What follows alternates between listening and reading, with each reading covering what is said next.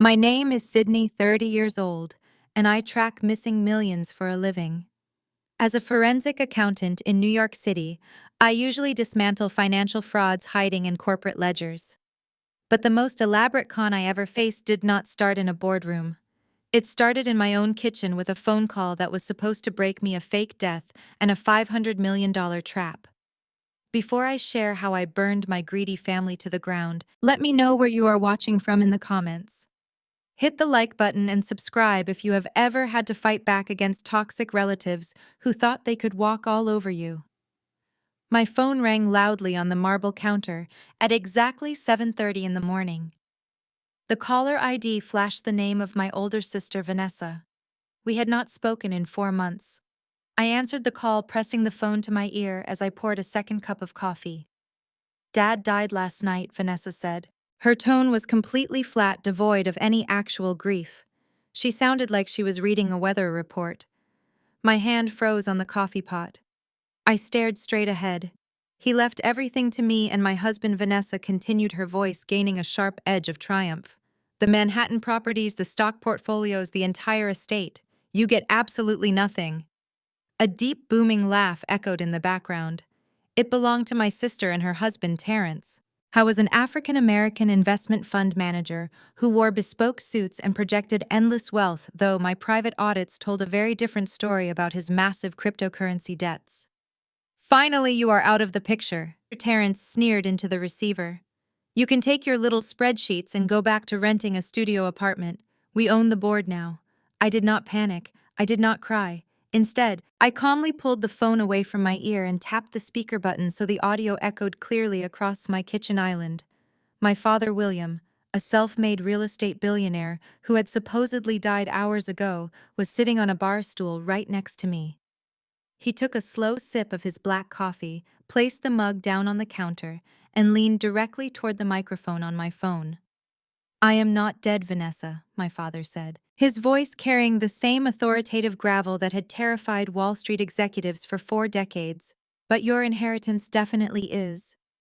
A sharp gasp came through the speaker, followed by the sound of something shattering on their end. Vanessa panicked and disconnected the call immediately. My father and I exchanged a knowing look. He had suffered a minor stroke 2 months earlier, which gave Vanessa and Terrence the foolish idea that his mind was failing. They thought he was weak. They were incredibly wrong.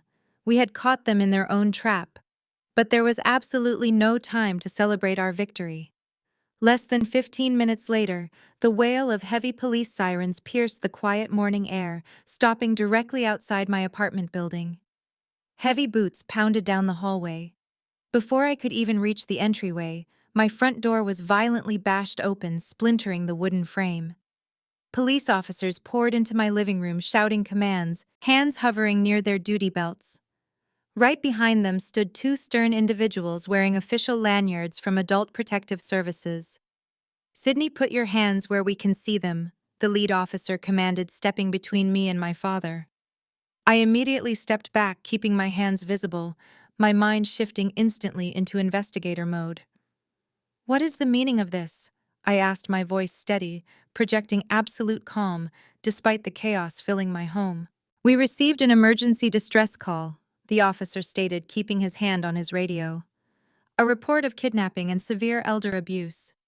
You are accused of holding William against his will and withholding critical heart medication to induce cognitive decline." I stared at the officer, the sheer audacity of the lie snapping the entire picture into focus. Vanessa and Terrence had not just called to gloat. That phone call was a calculated distraction. When my father spoke, proving he was alive and with me, they immediately executed their backup plan. They weaponized the lease against me. I reached slowly into my pocket and pulled out my phone, immediately hitting the record button. "I am a licensed forensic accountant," I stated clearly, ensuring the audio captured every word. "I document everything. Under New York Adult Protective Services Statute 473, you are required to conduct an independent assessment before forcibly removing an individual from a safe environment. Look at him. Does he look abused to you?" My father stood up from his bar stool, leaning slightly on his cane but projecting absolute fury. I am William, and I am entirely in my right mind, he barked at the officers. My daughter has done nothing but care for me. You are trespassing on private property based on a fabricated report. The agency worker stepped forward, pulling a thick, legal document from her briefcase. I am sorry, sir, but your cognitive state has already been legally compromised. We have a certified medical power of attorney right here, signed by your son-in-law, Terrence, granting him full medical and legal guardianship over your well-being. The affidavit claims you are suffering from advanced dementia and paranoia. I stepped closer to inspect the paper. It was a sophisticated forgery, complete with a notary seal and a signature that perfectly mimicked my father's handwriting. Terrence had used his corporate connections to manufacture a flawless legal trap. That document is a complete fabrication, I told the agency worker, pointing at the signature line. The stroke sequence on the signature is uniform, which means it was auto-penned. I can prove it if you give me 5 minutes to pull up his actual banking records. We are not here to debate handwriting analysis. The lead police officer interrupted, his tone completely shutting down my defense. We have a court-ordered medical mandate. The paperwork checks out. We have to transport him to a secure facility for a mandatory 72-hour psychiatric evaluation. You cannot do this. I argued, my voice finally betraying a fraction of the panic threatening to overwhelm me. If you take him, Terrence gains unchecked legal control over his assets during that 72-hour window. This is a targeted financial coup, not a medical emergency. 2 paramedics entered the apartment with a stretcher. My father gripped his cane, ready to fight them off, but I caught his eye and gave a sharp, subtle shake of my head. If he fought them, it would only prove the fabricated narrative that he was volatile and suffering from severe dementia.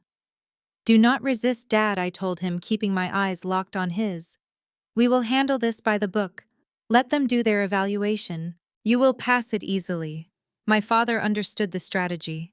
He lowered his cane, his jaw clenched tight with suppressed rage. I will comply, he told the officers, his voice dripping with venom. But every single one of you will be answering to my legal team by tomorrow morning. The paramedics guided him onto the gurney. As they strapped him in, the agency worker turned to me with a hard expression. You are legally forbidden from coming within 500 feet of his medical facility, she warned. If you attempt to interfere with the psychiatric hold, you will be arrested for violating a medical protection order. I watched helplessly as they rolled my father out of my destroyed front door, the heavy boots of the police officers echoing down the hallway. The sirens flared to life again, fading quickly down the busy Manhattan streets, leaving me standing alone in the wreckage of my living room. The silence that followed was suffocating. I had spent years analyzing corporate fraud, tracking down hidden offshore accounts, and dismantling white-collar criminals. But I had never been ambushed in my own home. I had never had the law manipulated so perfectly against me by my own flesh and blood. Terrence and Vanessa had orchestrated a masterclass in deception. By triggering the 72-hour psychiatric hold, they completely neutralized my father. By accusing me of elder abuse, they legally blocked me from intervening. We were completely paralyzed. I walked over to the kitchen counter and picked up my coffee mug, taking a slow breath to steady my racing heart. Emotion is the enemy of logic, I reminded myself. Terrence wanted me to panic. He wanted me to act irrationally, to show up at the hospital screaming and fighting, which would only justify my immediate arrest. The harsh vibration of my phone snapped my attention away from the flashing red lights of the departing ambulance. I stared at the screen as rain began falling against the glass. The notification was a high-priority security alert from our primary wealth management portal. Terrence had not wasted a single second. The moment my father was loaded into that ambulance under the fabricated psychiatric hold, my brother-in-law used his forged medical power of attorney to bypass our bank security protocols. He was initiating the total liquidation of our family trust, a fund valued at over $500 million. I felt a surge of pure, icy adrenaline course through my veins.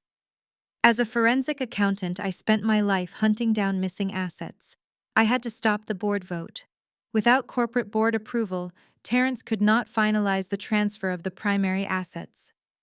I sprinted down the hallway toward the parking garage. The drive down the FDR Drive was a blur of frantic calculations and aggressive maneuvering. The sky above Manhattan bruised into a turbulent purple as a massive winter rainstorm battered the city. I ignored the slick roads and blaring horns, pushing my car toward the financial district. My mind raced through the digital architecture of our corporate infrastructure. Terrence was an investment fund manager who operated on flashy bravado and expensive designer suits.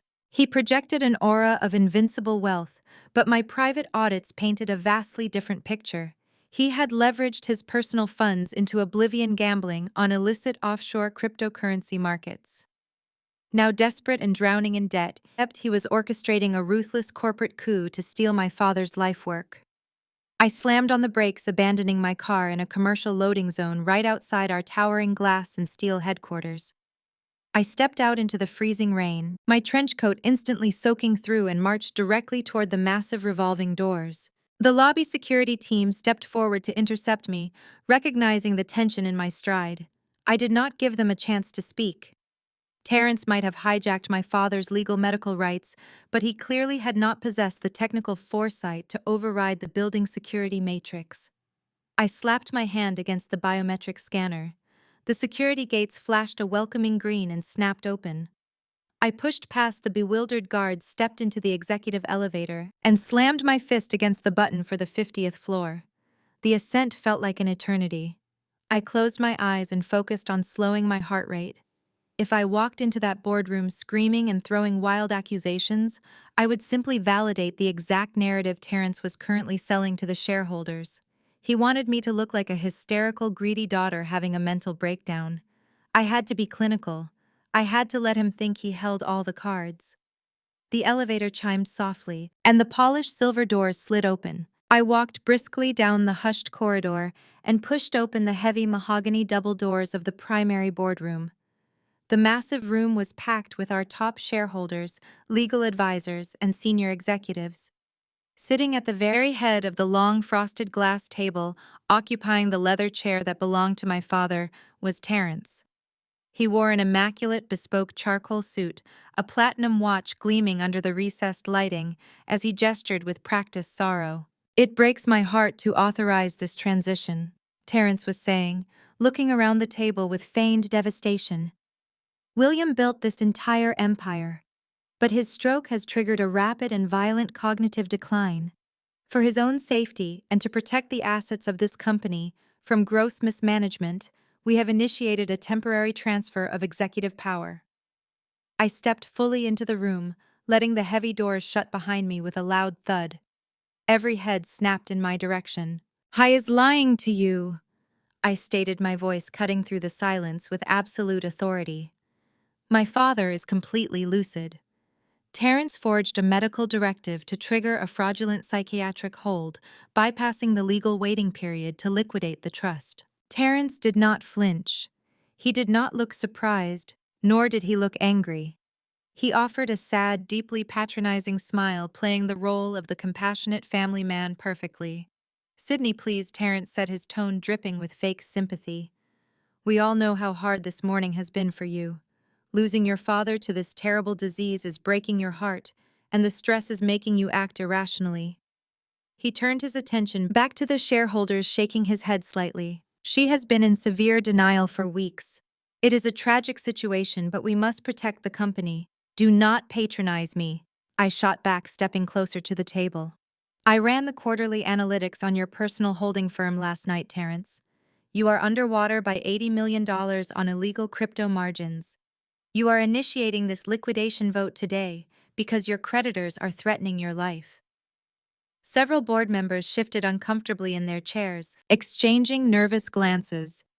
I had hit a nerve, but Terrence was a master manipulator.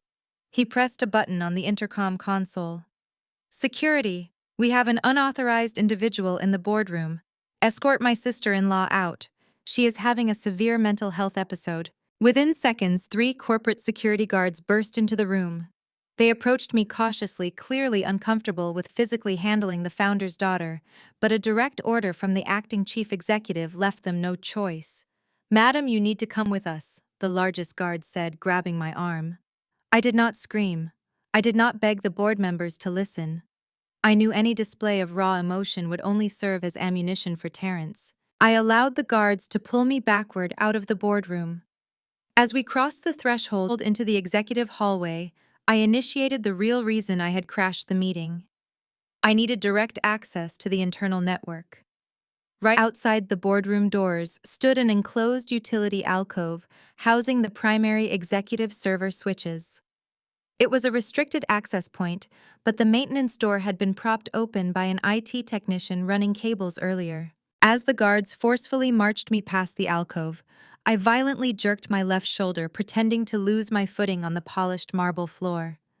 I let my entire body weight drop heavily, dragging the surprised guards down with me. We crashed hard against the metal server rack. In the momentary confusion of tangled limbs and shouting guards, I slipped my right hand into my coat pocket. I retrieved a microscopic USB sniffer drive, a highly illegal and extremely sophisticated piece of hardware designed to mirror network traffic and bypass encryption protocols. While the guards scrambled to pull me back to my feet, apologizing for the rough handling, I blindly jammed the small drive into an open port on the main switch. The tiny LED indicator flashed blue for a fraction of a second, confirming it was receiving power and establishing a remote connection. I immediately stopped struggling and let my body go limp. "I am fine," I told the breathless guards, smoothing down my wet trench coat. "I will walk myself out." Terrence watched me from the boardroom doorway, a victorious smirk plastered across his handsome face.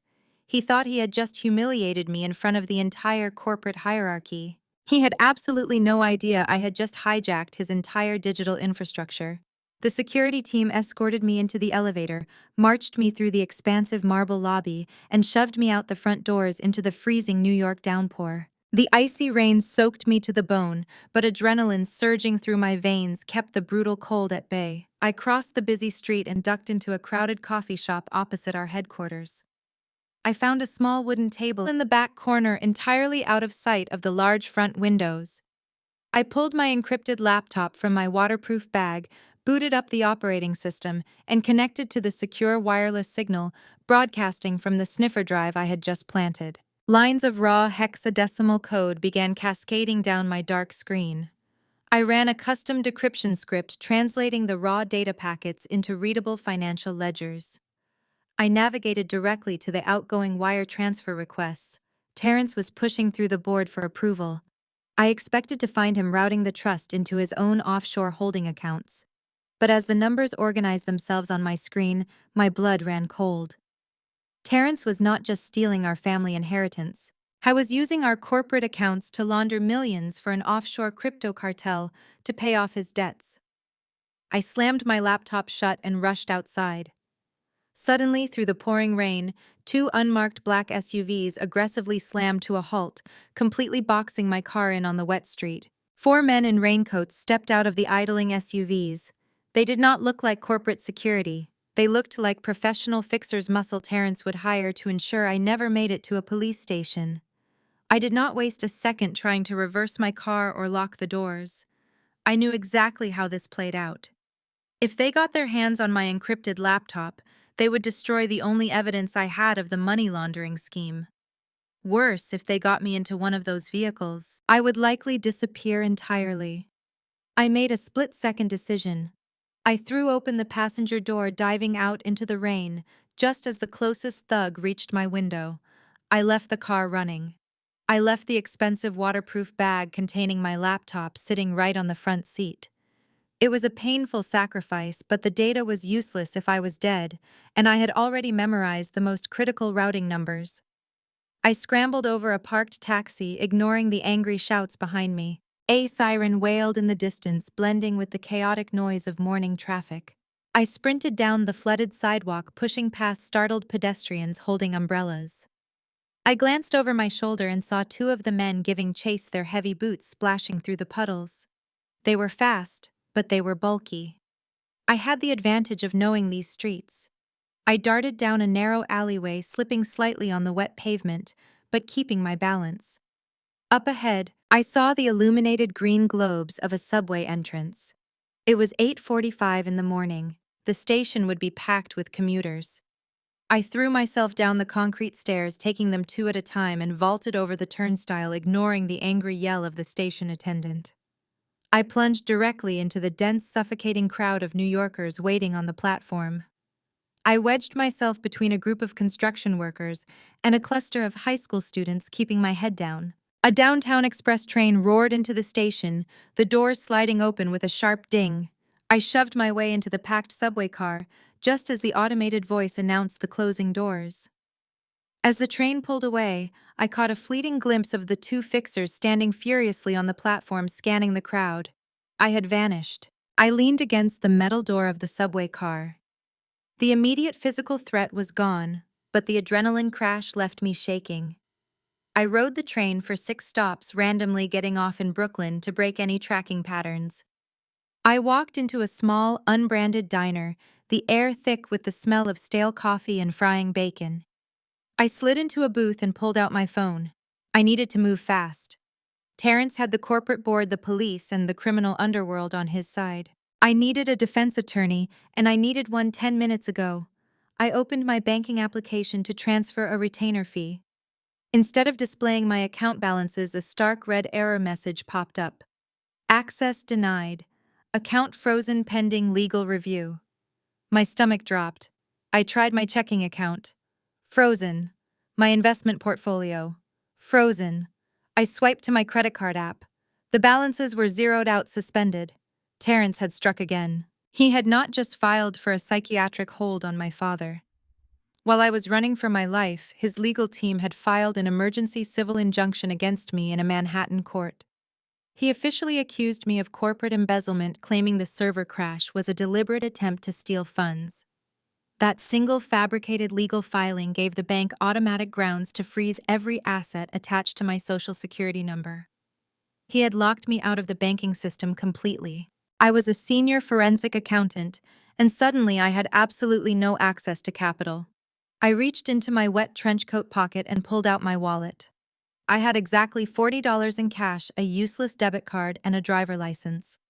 Terrence was systematically stripping away my resources, trying to suffocate me into submission. He wanted me desperate, broke, and panicked, but he underestimated the sheer resilience born from spending a lifetime analyzing hostile takeovers. You do not need a bank account to wage war. You just need information. I left a $2 tip on the table for the coffee I did not drink and walked back out into the rain. I stopped at a cheap electronics kiosk a few blocks away and spent $30 on a prepaid burner phone, paying entirely in cash. I powered down my primary device, removed the SIM card, and dropped it into a storm drain. If Terrence had the police in his pocket, they could easily triangulate my location using cell tower pings. I could not risk it. With my new phone, I walked to the nearest public library. The building was warm and quiet, a stark contrast to the chaotic morning I had survived. I found an empty computer terminal in the back corner and sat down. I had exactly $8 left to my name, but my mind was a lethal weapon. I needed to locate my father.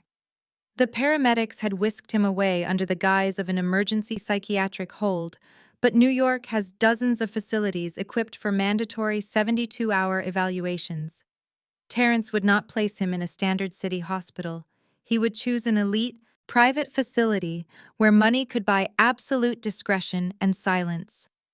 I accessed the city open data portal, a tool I use daily in my fraud investigations. I pulled the municipal ambulance dispatch logs from earlier this morning, filtering the data by the exact time frame and zip code of my apartment. It took me less than 12 minutes of cross-referencing emergency vehicle transponder data to track the specific route the ambulance had taken. They had bypassed 3 major hospitals and crossed town. The tracking data terminated at an address on the Upper East Side. I quickly ran a background check on the property.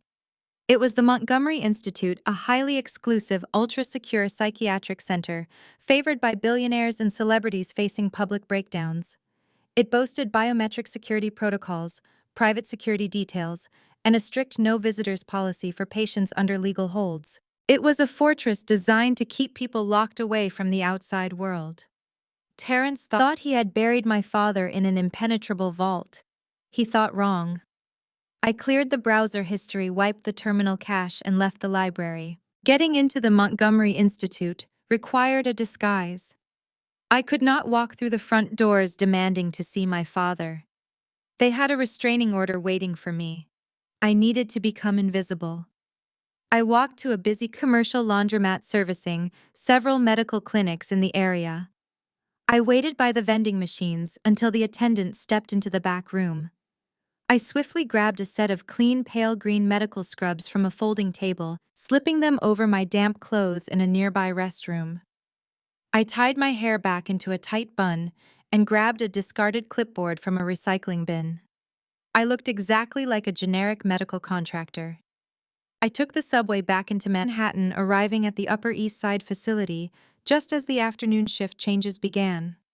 The service entrance at the rear of the building was heavily guarded, utilizing keycard access and biometric thumb scanners. I stood near the loading dock, waiting for an opportunity. It arrived in the form of a large catering crew delivering the evening meal service.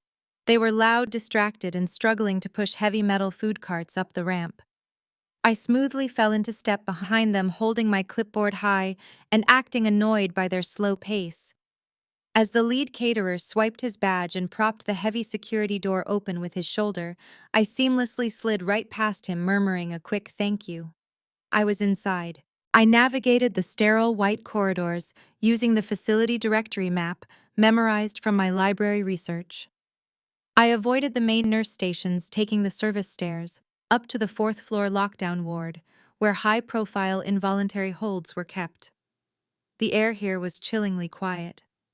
I crept down the hallway, scanning the patient names slotted into the plastic holders beside each heavy oak door. Finally, I spotted it. Room 412. William. I reached for the brass door handle, my heart pounding against my ribs.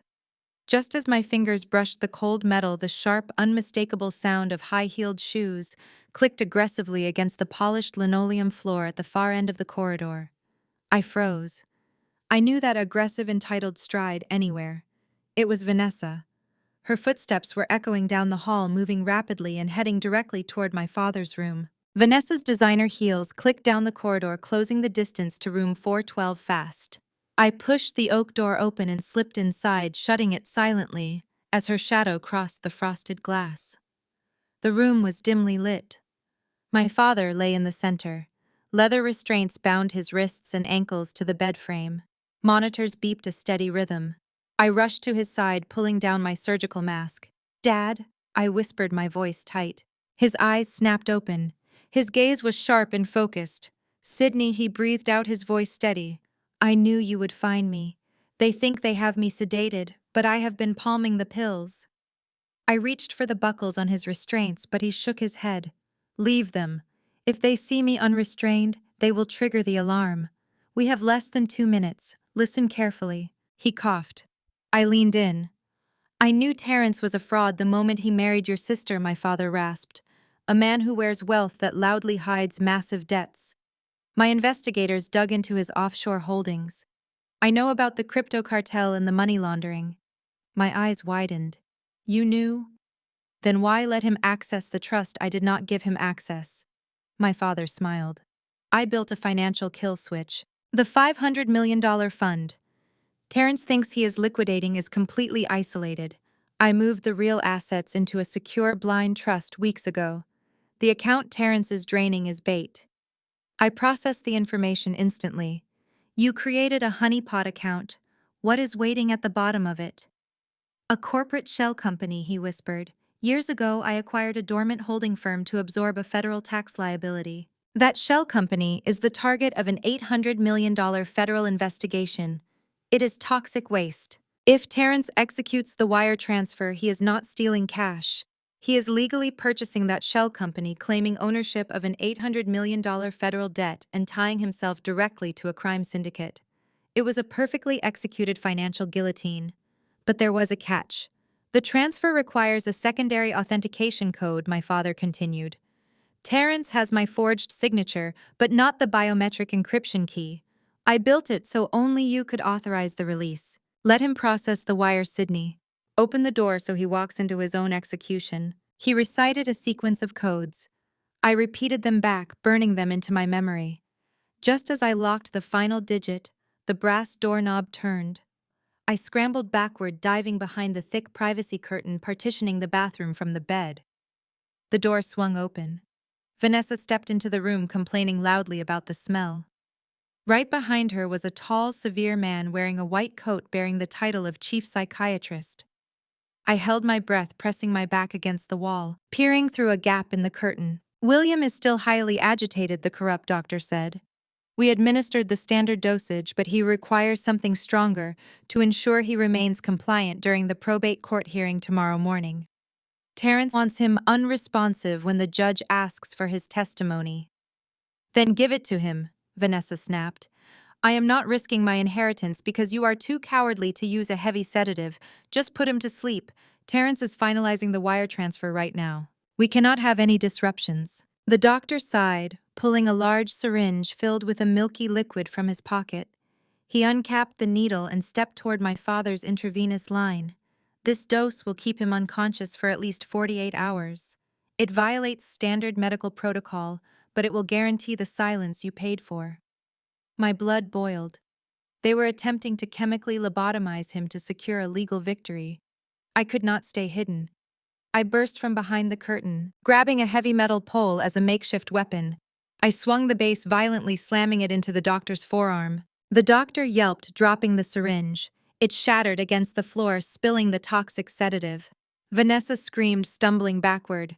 "Sydney, what are you doing here? You are supposed to be locked out of the banking system." I did not waste breath. My eyes darted to the end of my father's bed. Clamped to the railing was his official medical chart. I lunged forward, ripping the binder from its holder. This was the Holy Grail. The chart contained the doctor's written logs, the prescribed dosages, and unmistakable proof that my father was being illegally sedated without valid medical necessity. It was the exact evidence I needed. The psychiatrist recovered from the initial shock. He lunged at me, his heavy hands grabbing the collar of my scrubs. "Give me that file," he bellowed. I dropped my weight, twisting sharply to break his grip. I slammed my elbow upward, striking him hard under the jaw. He staggered backward, clutching his face, but managed to slam his fist against the red emergency button. A piercing alarm instantly ripped through the silent ward. Flashing strobe lights illuminated the corridor. Security breach. Ward 4. Facility lockdown initiated, a mechanized voice blared. "Run!" "Sydney," my father shouted. "Get to the courthouse. Finish the transfer." I clutched the chart tightly to my chest and bolted for the open door. Vanessa tried to block my path. I lowered my shoulder and barreled straight through her, sending her sprawling onto the hard floor. I sprinted out of the room and into the flashing corridor. Heavy security doors at the ends of the hallway were beginning to slide shut. Two large orderlies emerged from the stairwell, sprinting toward me. I spun around, scanning the hallway. My eyes landed on a steel door marked "Soiled Linens." I kicked the door open and threw myself inside the cramped closet. A massive industrial laundry chute dominated the back wall. It was a straight drop down to the basement loading dock. The footsteps of the orderlies thundered outside the door. I threw the latch on the chute open, hugged the chart against my ribs, and dove headfirst into the dark metal tube. The descent was fast. I slid in total darkness, the metal walls scraping my shoulders. The smell of bleach filled my lungs. I squeezed my eyes shut, bracing for impact. I shot out of the bottom of the chute, crashing violently into a canvas bin filled with soiled hospital gowns. The impact knocked the wind out of me, but the laundry absorbed the worst of the fall. I scrambled out of the bin, coughing and gasping for air. I was in the basement loading dock. A large corrugated bay door stood partially open, leading out into the rain-soaked alleyway. I stumbled toward the sliver of gray light, my muscles screaming in protest. I just needed to reach a busy street and hail a cab. I had the medical chart. I had the authorization codes. I had everything I needed to spring the trap on Terrence. I slipped through the gap in the bay doors and stepped into the freezing rain. The moment my boots hit the wet asphalt, the alleyway erupted in blinding red and blue lights. 6 police cruisers blocked both ends of the narrow street. A dozen armed officers stood behind their open car doors, weapons drawn and pointed directly at my chest. "Put your hands in the air and drop to the ground," a voice boomed over a megaphone. "Do it now." I froze, the rain plastering my hair to my face. I slowly raised my hands, keeping a tight grip on the medical chart. How did they find me this fast? Terrence could not have tracked my burner phone. Then the realization hit me with the force of a freight train. The corrupt psychiatrist had not just pressed the panic button. He had triggered a pre-planned contingency. Terrence had anticipated I would eventually try to reach my father. He kept the police on standby, feeding them a fabricated narrative. The megaphone crackled again. "Sydney, you are under arrest for aggravated assault and trespassing. We have a sworn statement that you violently attacked a medical professional and attempted to murder your father. Step away from the building and get on the ground." Terrence had framed me for assault. He painted me as a violent criminal, ensuring the police would not treat me as a concerned family member, but as a dangerous threat. I was completely cornered. I had the evidence to expose the psychiatric fraud, and I held the keys to a financial guillotine, but none of it mattered if I was sitting in a jail cell while Terrence finalized the probate court hearing. I slowly lowered myself to the cold, wet, unforgiving asphalt, the heavy rain washing over my face as the police officers rushed forward to lock cold steel handcuffs tightly around my wrists. The cold steel of the handcuffs bit sharply into my wrists as the officers hauled me up from the wet asphalt. Rain poured down my face, but I did not struggle or make any sudden movements. I let my body go completely limp, forcing them to drag me. Any resistance would be logged as resisting arrest. They shoved me into the back of a waiting squad car. As the police cruisers sped through the slick, dark Manhattan streets, my mind raced. I had the critical medical chart proving the illegal sedation, but the police officers had confiscated it during the arrest. I had memorized the authorization codes my father whispered to me, but codes were useless if I was sitting behind bars while Terrence finalized his corporate coup. The police precinct was a chaotic maze of ringing phones. The officers shoved me into a windowless interrogation room. The space was freezing. They forced me into a metal chair and locked my handcuffs to a steel ring. The heavy metal door slammed shut, leaving me alone. I sat perfectly still. I controlled my breathing. Panic was a luxury I could not afford. As a forensic accountant, I had interrogated dozens of embezzlers. I knew the psychology of a trap. The rules of the game remained the same. You do not win by screaming your innocence. You win by exposing the flaw in their leverage. The heavy metal door clicked open. A detective walked in holding a manila folder. He tossed the folder onto the table and pulled out the chair opposite me. I stared at his watch. It was a platinum chronometer. He caught me looking and quickly pulled his sleeve down. He opened the folder and slid a pre-written confession across the table along with a cheap pen. "Read it and sign it," Sydney, the detective said.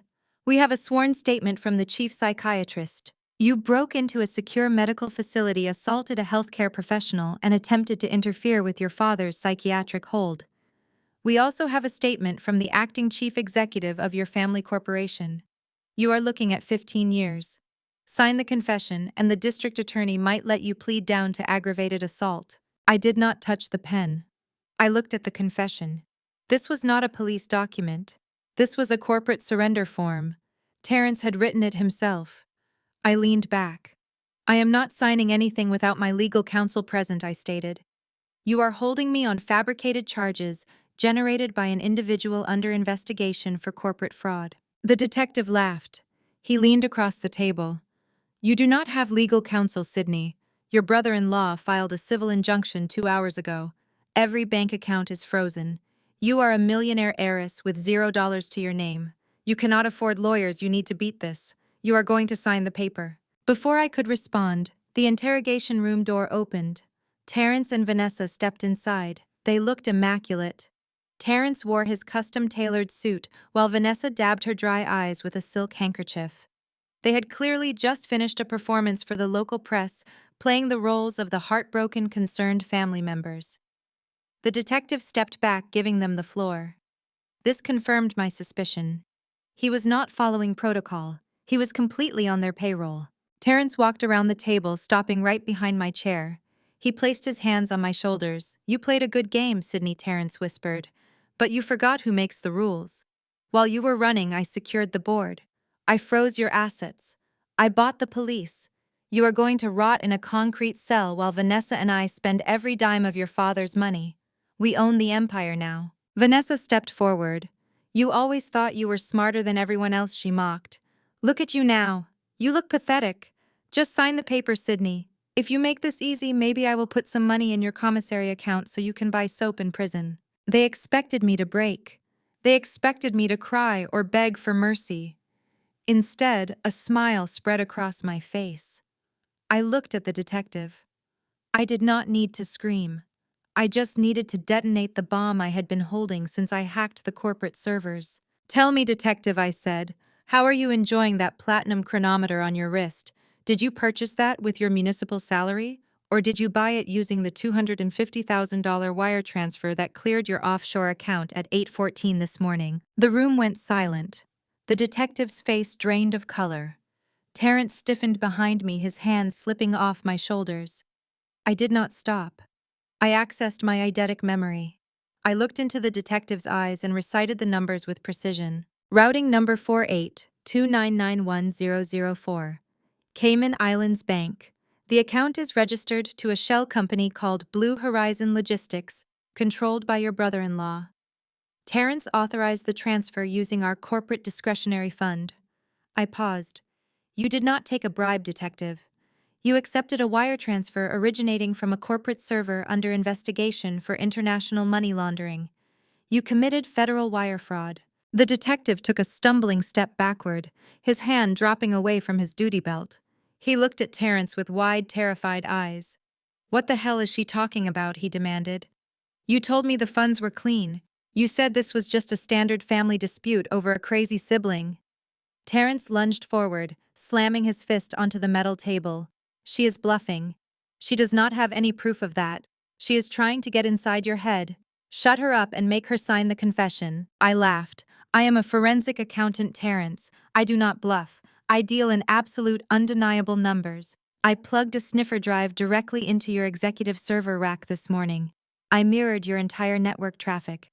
Every single illicit transfer you made to cover your illegal crypto debts, including the bribe you paid this detective to frame me, is currently sitting on an encrypted hard drive.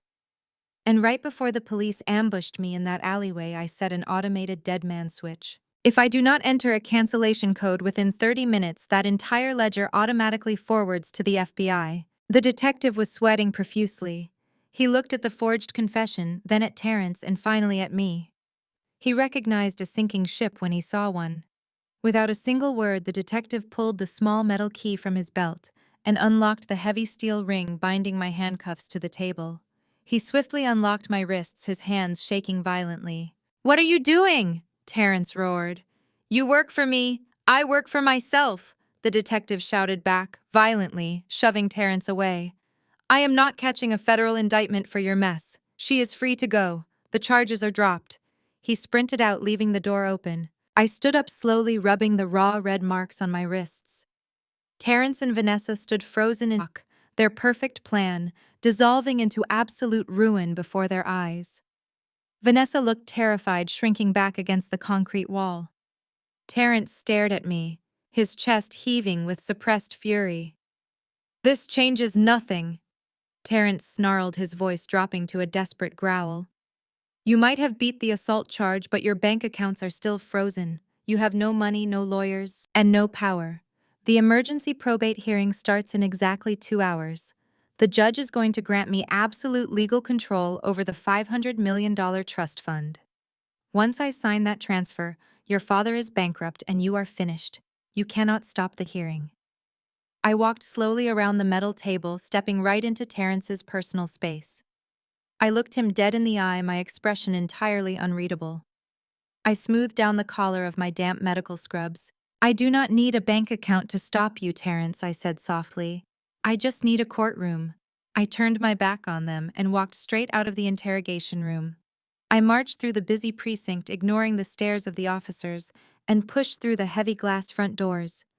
I stepped out onto the busy Manhattan sidewalk. The brutal rainstorm had finally broken, leaving the city streets slick and gleaming under the weak winter sun. I checked the digital clock illuminated on a bank building across the street. It was 10:15 in the morning. I had exactly 2 hours to reach the probate court, cross-examine a corrupt psychiatrist, and spring the lethal financial trap my father had meticulously set. I pulled my wet trench coat tight around my shoulders and began to run. The cold Manhattan wind whipped against my face as I sprinted down Center Street. My lungs burned with every breath, and my damp medical scrubs clung uncomfortably to my skin beneath my trench coat. I dodged through the throngs of suited professionals and tourists, my eyes locked on the imposing granite facade of the New York County Surrogate Court. Time was slipping away. Every second that passed brought Terrence closer to securing absolute legal control over my father's $500 million empire. I pushed through the heavy revolving doors and bypassed the crowded security lines by flashing my forensic accounting credentials, a badge that granted me expedited access to the financial courts. I ignored the confused shouts of the bailiffs as I sprinted up the marble staircase, taking the steps two at a time. I reached the third-floor corridor just as the digital clock above the registry desk flipped to noon, room 312. I threw my body against the heavy oak doors of the courtroom, bursting into the hushed chamber with a loud crash. The heavy wood slammed against the wall, echoing like a gunshot. Every head in the room snapped toward me. At the front of the courtroom, an older, stern-faced judge held his wooden gavel suspended mid-air, his eyes wide with shock. Sitting at the plaintiff's table, Terrence looked impeccable in his bespoke navy suit. Beside him, my sister Vanessa held a lace handkerchief to her face, performing her role as the devastated daughter. On the witness stand sat the corrupt chief psychiatrist from the Montgomery Institute, looking highly uncomfortable under the sudden spotlight. "Your Honor, I object to this entire proceeding," I announced, my voice ringing out clear and steady as I marched down the center aisle. "I am Sydney, the biological daughter of William, and I am formally contesting this guardianship application." Terrence shot to his feet, his chair scraping violently against the floor.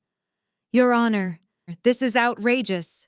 Terrence shouted, his smooth facade cracking for a fraction of a second. "This woman is currently under criminal investigation for assaulting a medical professional and attempting to murder her own father. She has absolutely no standing in this court. Security needs to remove her immediately." Vanessa burst into a spectacular display of theatrical tears. She clutched Terrence's arm, her shoulders heaving with manufactured sobs. "She is completely unstable," Vanessa cried out, pointing a manicured finger at me. "Look at her, she is wearing stolen hospital scrubs. She broke into the psychiatric ward this morning and attacked the staff. She is a danger to society and a danger to my father. Please, you have to protect us from her." The judge slammed his gavel down sharply. "Order in my courtroom." He glared down at me over his reading glasses. "Young lady, this is a closed emergency probate hearing. Your brother-in-law has presented a certified medical power of attorney alongside a sworn medical affidavit declaring your father cognitively unfit. Unless you have legal counsel present to formally contest these documents, I am going to have the bailiff escort you to a holding cell." I stepped up to the defense table and planted my hands firmly on the polished wood. "I do not need legal counsel, Your Honor. I am invoking my right to represent myself pro se. As an interested party and a direct heir, I have the absolute legal right to cross-examine the witness who just submitted that medical affidavit." I pointed directly at the sweating psychiatrist on the stand. "I want him under oath, and I want him answering my questions right now." The judge frowned, looking from me to the doctor and back to Terrence. "Pro se representation is highly irregular in an emergency hearing of this nature, but you are a direct relative." He sighed heavily, clearly annoyed by the disruption, but bound by legal procedure. "I will allow you exactly 10 minutes to cross-examine the witness. If you waste the court's time, I will hold you in contempt." Terrence gritted his teeth, his dark eyes flashing with pure hatred.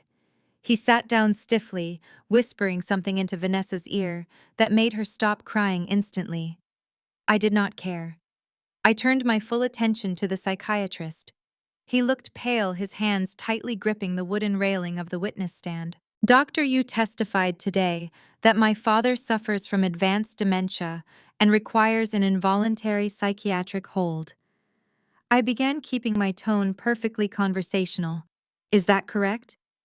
"Yes," the doctor replied, his voice slightly shaky. "Based on my comprehensive assessment, he is entirely incapable of managing his own affairs." I paced slowly in front of the stand. That is a very serious medical diagnosis. It must be a lucrative career being the chief psychiatrist at such an exclusive private facility. What is your annual salary, doctor? The opposing counsel for Terrence immediately jumped up. Objection. Relevance. Goes to credibility and potential bias, Your Honor, I countered instantly. The judge nodded slowly. Overruled. The witness will answer the question. My base salary is $350,000 a year, the doctor muttered, wiping a bead of sweat from his forehead. $350,000. I repeated loudly, letting the number hang in the quiet courtroom. A respectable income. Which makes me incredibly curious about your recent real estate acquisitions. According to the New York Property Registry, last Tuesday, you purchased a luxury penthouse in Tribeca for $4.2 million. You paid entirely in cash. I paused, watching the blood completely drain from the doctor's face. 2 days later, you purchased a custom 70-foot yacht registered in Miami for an additional $2 million, also a cash transaction. How does a man on a $350,000 salary afford $6 million in cash purchases within a single week? The doctor opened his mouth, but no sound came out. He looked desperately at Terrence, pleading for an intervention. Terrence stared straight ahead, his jaw clenched tight. Objection! Terrence's lawyer shouted again, sounding panicked. This is baseless speculation and harassment. I reached into my wet trench coat and pulled out a damp, folded piece of paper. It was not an official bank record. It was just a blank sheet of paper I had grabbed from the precinct, but the doctor did not know that. I held it up like a smoking gun. This is not speculation, Your Honor. As a forensic accountant, I specialize in dismantling financial camouflage. I tracked those cash purchases. They did not come from the doctor's personal savings. The funds were wired from an offshore limited liability company, registered in the British Virgin Islands, called Apex Holdings. I took a step closer to the witness stand, locking eyes with the terrified doctor. Apex Holdings is a shell company. I traced the beneficial ownership through 3 layers of corporate obfuscation. Do you know who the ultimate beneficial owner of Apex Holdings is, doctor? The doctor was physically trembling now. He gripped the railing so tightly his knuckles turned white. I do not know what you are talking about, he stammered.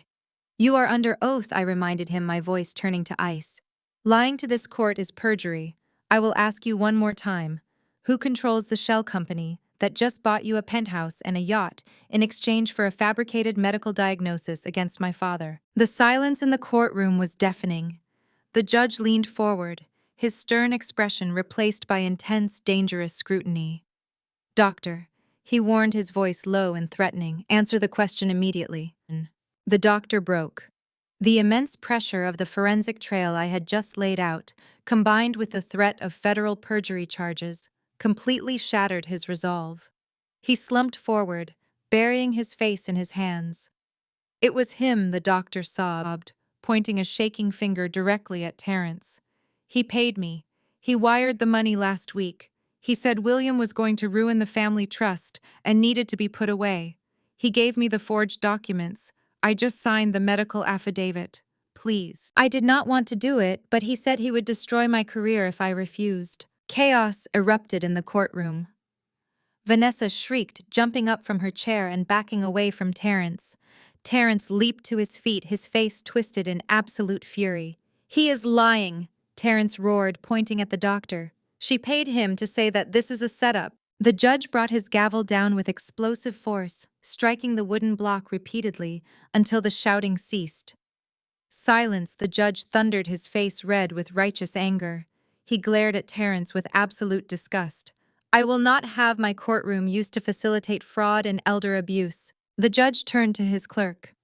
Contact the Montgomery Institute immediately. Revoke the psychiatric hold on William effectively right this second. He looked back at Terrence, his eyes burning with judicial fury. I am invalidating this medical power of attorney. Furthermore, I am forwarding this entire transcript to the district attorney for an immediate criminal investigation into fraud, perjury, and conspiracy. Do not leave the city, Terrence. You are going to need a very good defense attorney. I felt a massive wave of triumph wash over me. The oppressive weight of the last 24 hours evaporated. I had done it. I had saved my father, exposed the corrupt doctor, and completely dismantled Terrence's corporate coup. The $500 million family trust was safe. I turned slowly toward the plaintiff's table. I locked eyes with Terrence, offering him the same cold, victorious glare he had given me in the interrogation room. "You lost, Terrence," I said quietly. "Your leverage is gone. You do not control my father, and you will never touch our money." I expected him to explode. I expected him to curse, to threaten me, or to panic the way the doctor had. Instead, Terrence slowly reached up and straightened his designer tie. He looked down at his heavy platinum Rolex. A slow, chilling laugh rumbled in his chest, echoing strangely in the tense courtroom. He looked back at me, his eyes gleaming with a predatory, unhinged amusement. "You really are a brilliant accountant," Sidney Terrence said, his voice completely calm and devoid of panic. "You play the game beautifully, but you just made one fatal miscalculation." He stepped out from behind the table, entirely ignoring the furious judge and the sobbing Vanessa. He walked right up to me, leaning in close so only I could hear his next words. "The judicial injunction, invalidating that power of attorney, takes 24 hours to process through the banking system." Terrence whispered, his smile widening into a terrifying smirk. I did not wait for the hearing to end. I used the active authorization while the doctor was testifying. I executed the final wire transfer 10 minutes ago. The $500 million is already sitting in my accounts in the Cayman Islands. You won the battle, Sydney. But I won the war. The heavy courtroom doors swung shut. Terrence and Vanessa strolled down the marble corridor of the Manhattan Surrogate Court, radiating an aura of absolute invincibility. Terrence adjusted the cuffs of his suit, his chest puffed out, looking every bit the triumphant Wall Street titan who had just conquered an empire. Beside him, Vanessa instantly dropped her theatrical performance. The lace handkerchief she had used to fake her devastating tears vanished into her designer handbag. She flipped her hair over her shoulder and shot me a look of pure venom mixed with victory. They strutted toward the elevators, their laughter echoing off the vaulted ceilings. I remained standing in the center aisle of the courtroom, my hands gripping the edge of the defense table. I let my shoulders slump. I stared blankly at the polished wood, projecting the image of a woman who had just watched her entire world shatter. The court clerk cast a sympathetic glance, clearly pitying the daughter who fought so hard only to lose everything on a technicality of timing. I let the silence stretch, ensuring every person in that room believed I was utterly defeated. I waited until the elevator chime signaled my sister and brother-in-law had reached the ground floor. Then I stood up straight. The mask of devastation melted from my face, replaced by a sharp, calculated focus. I walked out of the courtroom, my strides measured and confident. I bypassed the crowded public exits and slipped through a side service door, emerging into the crisp afternoon air of downtown New York. A sleek armored town car idled quietly beside the curb. The tinted rear window rolled down just an inch. I pulled open the heavy door and slid into the leather interior. Sitting upright in the back seat was my father, William. He was no longer bound to a hospital bed or heavily medicated. He wore a crisp navy overcoat, his silver-handled cane resting against his knee. He did not look like a man who had just lost a $500 million fortune. In fact, he looked remarkably relaxed. He held a porcelain cup of Earl Grey tea, taking a slow sip as the car pulled away from the curb. "They took the bait," I stated, buckling my seatbelt. My father offered a satisfied smile.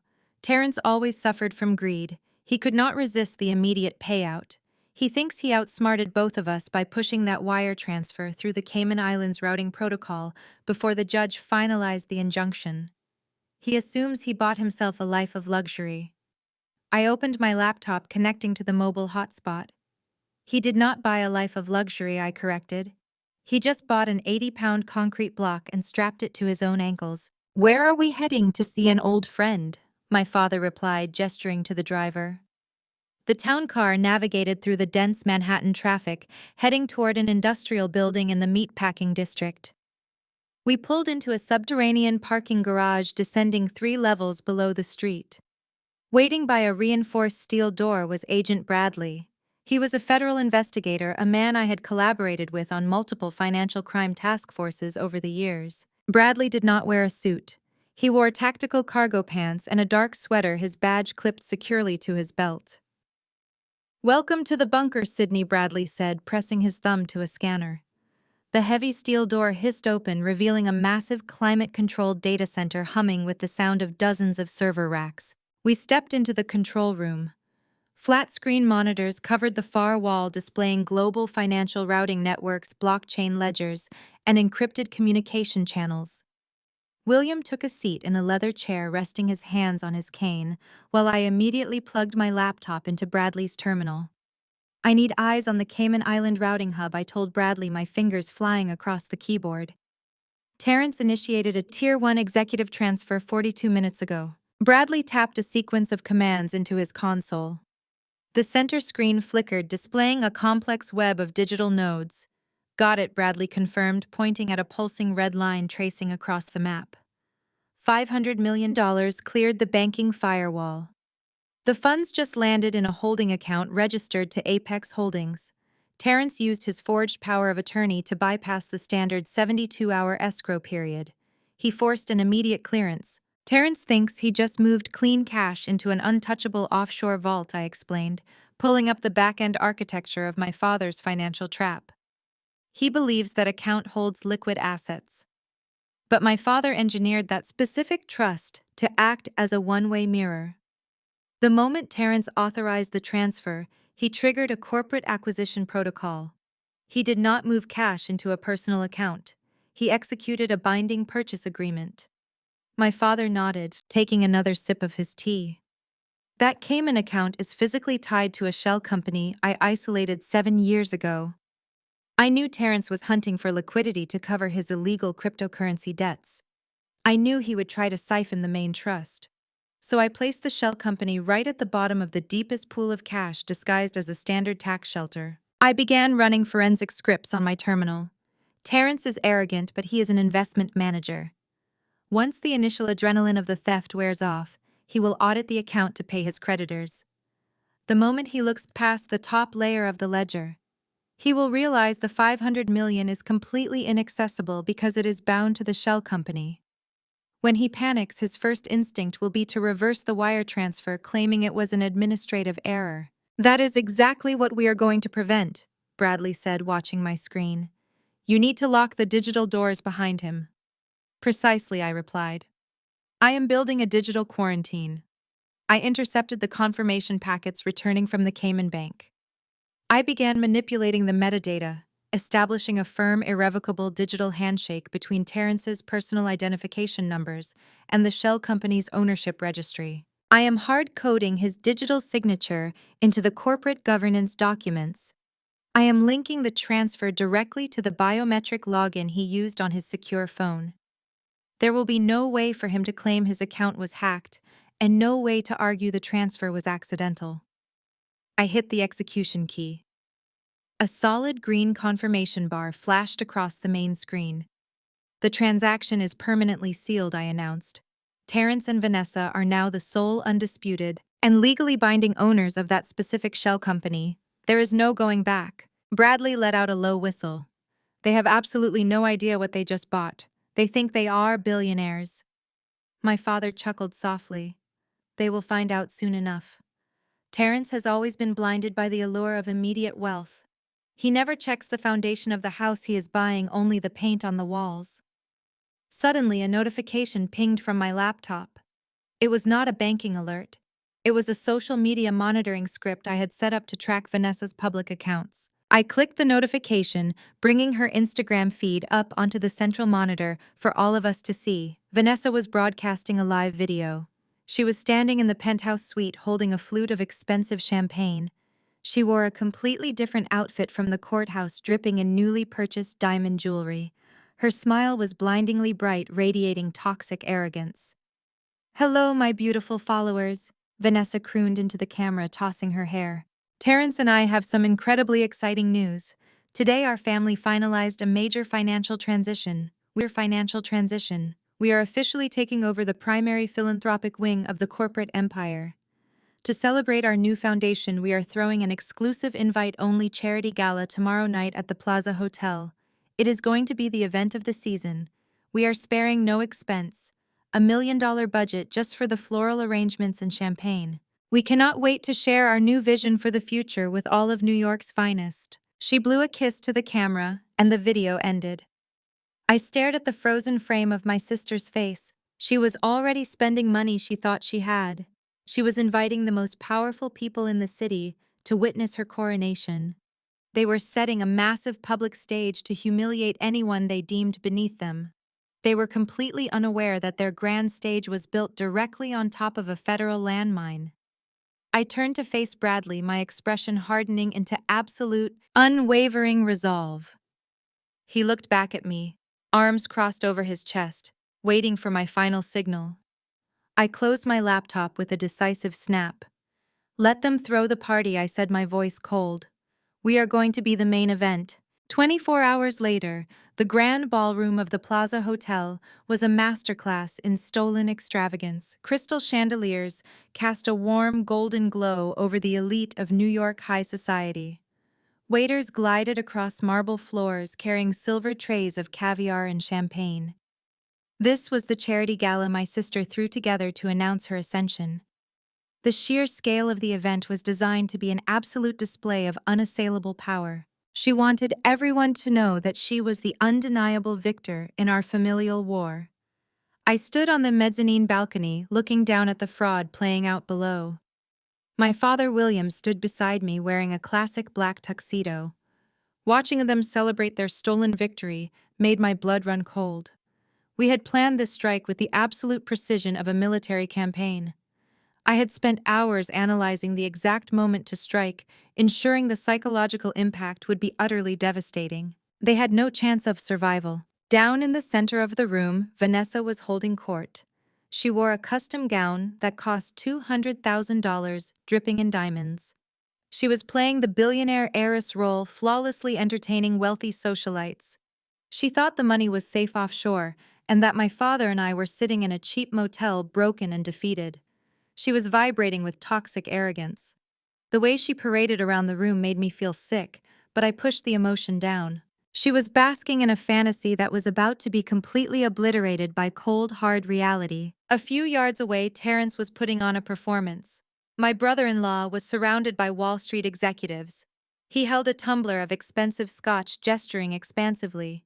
He was selling them the illusion of his financial genius, boasting about his investment acumen. They had no idea. They were drinking champagne paid for by a man anchoring himself to an $800 million federal sinkhole. Terrence believed he was the smartest man in the room, but he was just a desperate gambler. "It is time," my father said softly over the distant music. "Let us go greet our hosts and show them what happens when you try to steal a legacy you do not understand." I nodded. We descended the grand curving staircase side by side. We moved with the deliberate, heavy grace of predators entering a pen. As we stepped into the light of the main ballroom, a subtle ripple ran through the crowd. Someone whispered. Someone turned to look. Within 10 seconds, a profound, suffocating silence swept across the massive room. The string quartet faltered, the cellist losing his rhythm. The music died away entirely. The clinking of glasses ceased. Hundreds of powerful people turned to stare at us. They had heard the whispers about the corporate coup and my supposed disinheritance. They expected us to be broken. They certainly did not expect us to walk through the front doors looking like royalty. 4 broad-shouldered security guards immediately moved to intercept us. Terrence had clearly given them strict orders to deny us entry. But as the lead guard closed the distance, he looked directly into my father's eyes. William stopped walking, planted his cane heavily on the marble floor, and leveled a glare so cold that the guard stumbled backward. My father had built half the skyline these guards protected. His status as a titan of industry carried a weight that a paycheck from Terrence could not overwrite. The guards hesitated, exchanging uncertain looks, paralyzed by the sheer gravity of my father's presence. They stepped aside, refusing to lay a hand on him. The crowd parted like the Red Sea as we walked toward the center of the ballroom. Vanessa spotted us first. Her smile vanished instantly, replaced by a mask of absolute outrage. The diamonds around her neck sparkled sharply as her chest heaved with sudden furious breaths. She slammed her flute down and marched directly toward us, her heels clicking aggressively against the floor. Terrence quickly broke away from his circle of executives, hurrying to catch up with his wife. "What the hell are you doing here?" Vanessa hissed, stopping 2 feet in front of me. "You are not on the guest list. Security is supposed to keep the trash out on the street. You need to turn around and leave immediately." I did not flinch. I let my eyes slowly travel up and down her ridiculous overpriced gown, offering a look of mild amusement. "I heard you were throwing a party with my money, Vanessa," I replied smoothly. "I thought it would be incredibly rude not to attend and see what my inheritance bought." Terrence arrived at her side, stepping slightly in front of her to physically intimidate me. He puffed out his chest, looking down at us with a vicious sneer. "You really do not know when to quit, do you?" Sydney Terrence mocked, his voice booming loud enough for the surrounding guests to hear. "You lost. You are completely broke. You have absolutely zero leverage and zero assets. Crashing my charity gala is not going to change the undeniable fact that I control the board and the bank accounts." He turned his attention to my father, his sneer deepening into something incredibly cruel. "And you, old man," Terrence taunted, gesturing dismissively at the silver cane. "I am genuinely surprised you managed to walk down those stairs without collapsing. The dementia must really be frying your nerves tonight.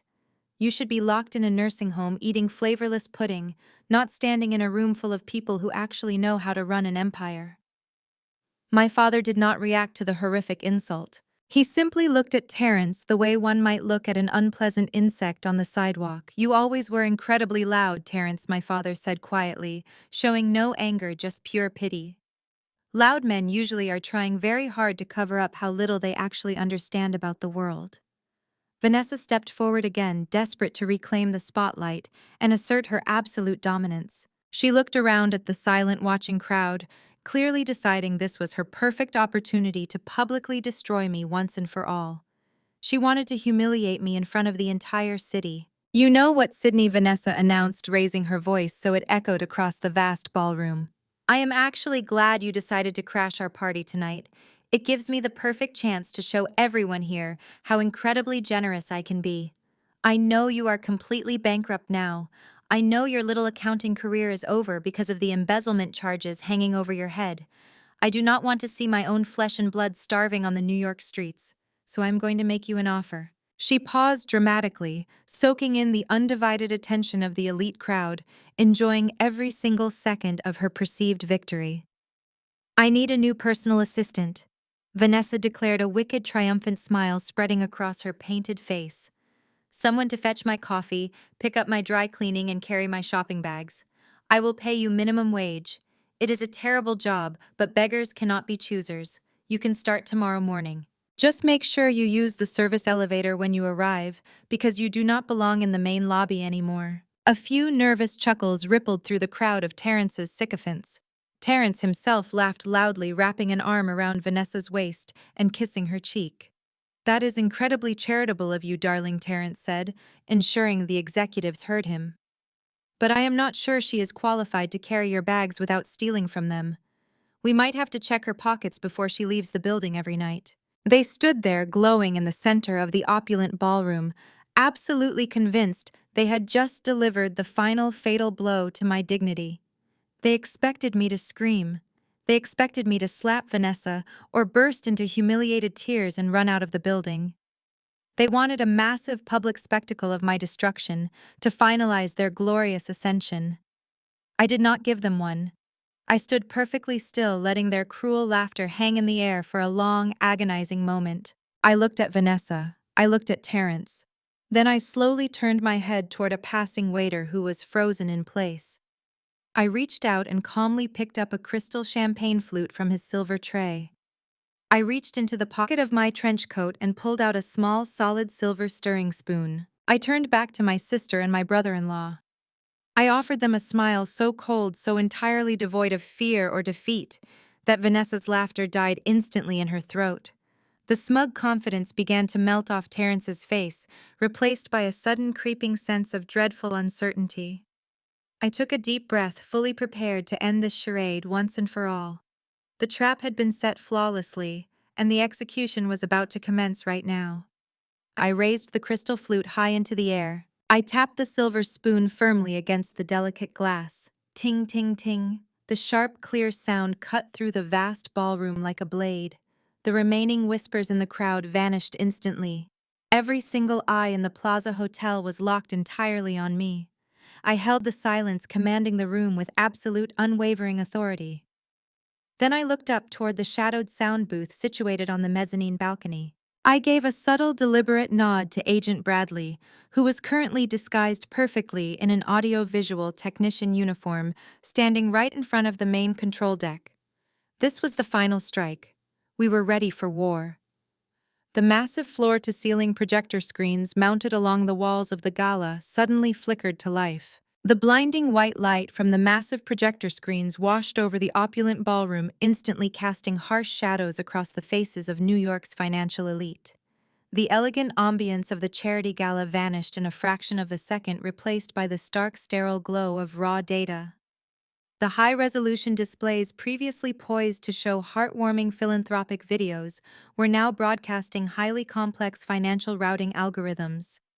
Huge digital ledgers, offshore banking matrices, and dense blockchain transaction histories scrolled aggressively across the walls. The crowd of wealthy socialites, investment bankers, and hedge fund managers stopped dead in their tracks. The clinking of crystal champagne flutes ceased entirely. A wave of profound confusion rippled through the grand space as hundreds of pairs of eyes squinted at the wall of numbers. Down on the polished marble floor, the smug, victorious smirk on Terrence's face dissolved into an expression of stark, paralyzing terror. He stared up at the nearest screen, his jaw going completely slack. The color rapidly drained from his cheeks, leaving him looking sickly and pale beneath the glittering chandeliers. He recognized the data immediately. It was not just random financial code. Displayed in massive, unforgiving font were the exact Cayman Island account numbers he had used 24 hours ago to steal my father's $500 million trust fund.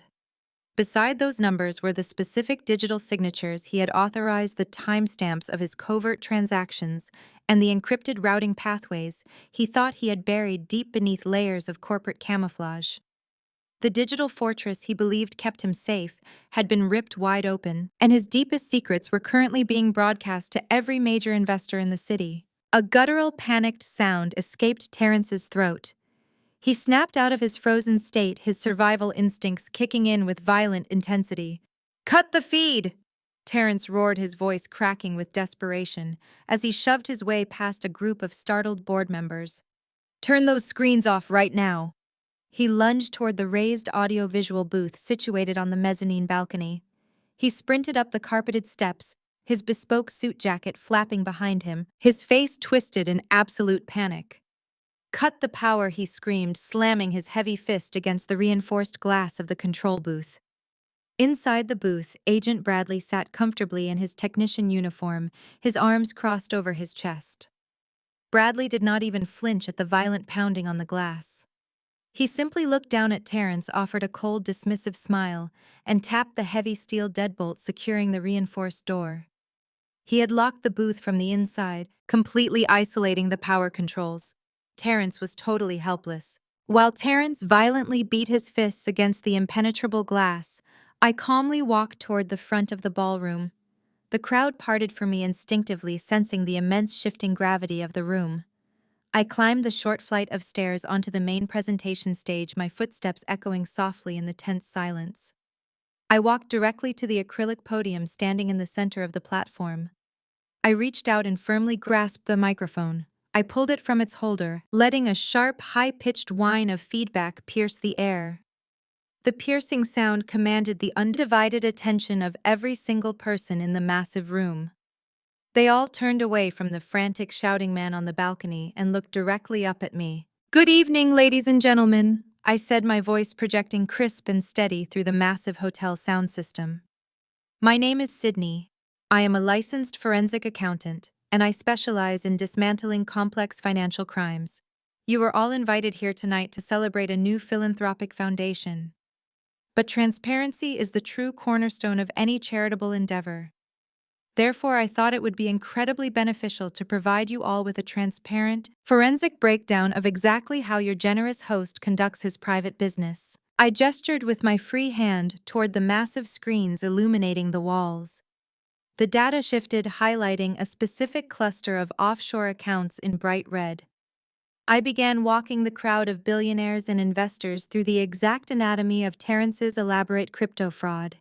I did not raise my voice. I did not use emotional rhetoric. I spoke with the clinical, ruthless precision of a surgeon operating on a tumor. I explained how Terrence had leveraged his personal investment firm into absolute ruin, gambling heavily on illicit, unregulated cryptocurrency markets. I highlighted the massive margin calls he had failed to meet, pulling up the digital receipts of his staggering debts. The room grew colder with every word I spoke. These were not easily fooled individuals. These were veteran bankers, venture capitalists, and risk assessors.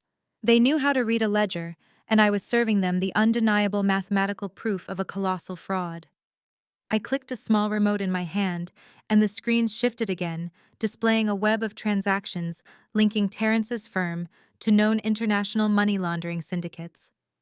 I explained in agonizing detail how Terrence had been actively using his client's legitimate investment capital to wash dirty money for an offshore crypto cartel, desperately trying to keep his head above water. I did not invite you here tonight to celebrate charity, I announced, my voice echoing across the silent, horrified crowd. He invited you here to secure new investment capital because his own firm is functionally bankrupt. Every dollar you hand to that man will immediately be seized by federal authorities to cover his illegal debts. He is a fraud, he is a criminal, and his entire empire is built on stolen funds. The reaction from the elite crowd was immediate and devastating. The executives who had been laughing and drinking with Terrence just minutes ago recoiled in absolute disgust. Whispers of horror and outrage swept through the ballroom. Phones were immediately pulled out as powerful men and women began frantically texting their legal teams and compliance officers, desperate to sever any and all professional ties with his firm. In less than 5 minutes, I had completely destroyed his professional reputation.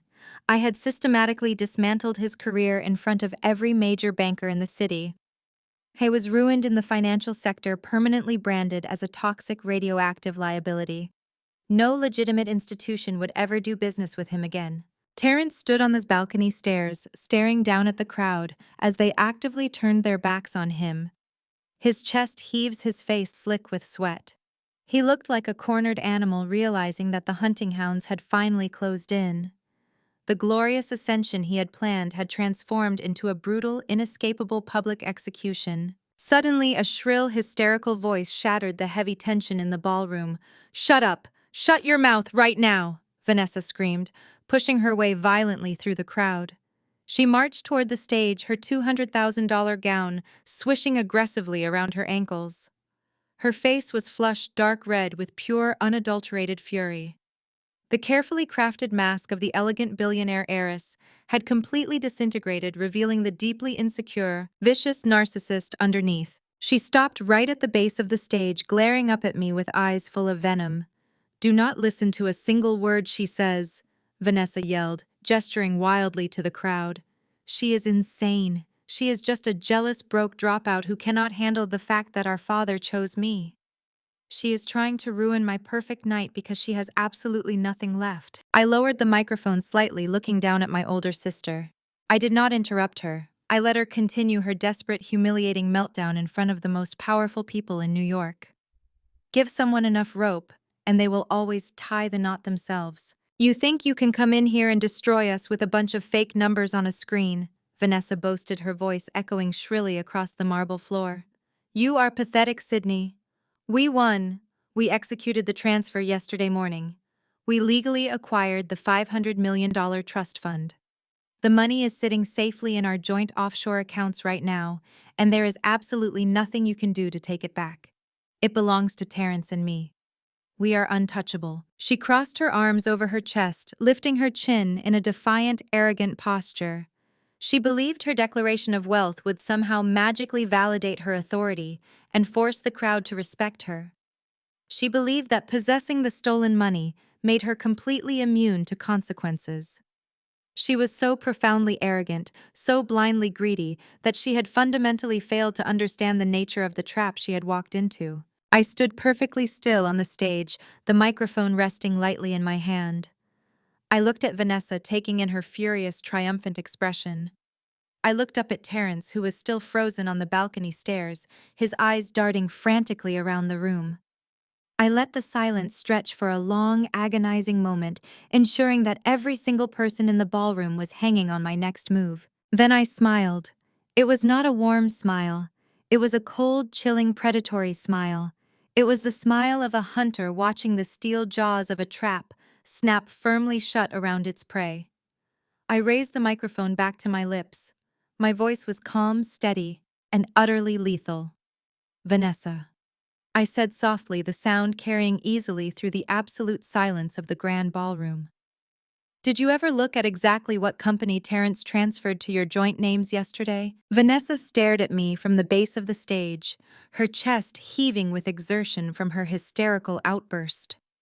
The question I had just asked her seemed to hang in the chilled air of the Plaza Hotel ballroom, hovering like a ghost she could not quite comprehend. Her eyes darted sideways toward her husband, seeking validation, seeking a shield to hide behind. But Terence was no longer projecting the aura of a confident Wall Street titan. He remained frozen on the carpeted stairs of the mezzanine balcony, his knuckles white as he gripped the polished brass railing. The color had entirely drained from his face, leaving a sickly ashen gray behind. He looked like a man who had just stepped off a ledge and was waiting for gravity to pull him down into the abyss. "What are you talking about?" Vanessa stammered, her voice losing its shrill, arrogant edge. A thread of genuine uncertainty wove through her words, unraveling the flawless billionaire heiress persona she had tried so desperately to project. "We transferred cash, $500 million in liquid capital. Terence handled the entire transaction himself. We saw the confirmation receipts. We own the offshore accounts. The money is ours. You are just trying to confuse everyone because you lost." I shook my head slowly, letting a sharp, clinical smile touch the corners of my mouth. "You really should have paid more attention when you were signing those legal documents, Vanessa. You were so blinded by the zeros on the screen, so desperate to claim the throne you felt you deserved, that you completely ignored the underlying architecture of the transfer." I turned my attention away from my sister and looked directly up at the balcony. "Is that not right, Terence? You thought you were pulling cash out of a standard holding account.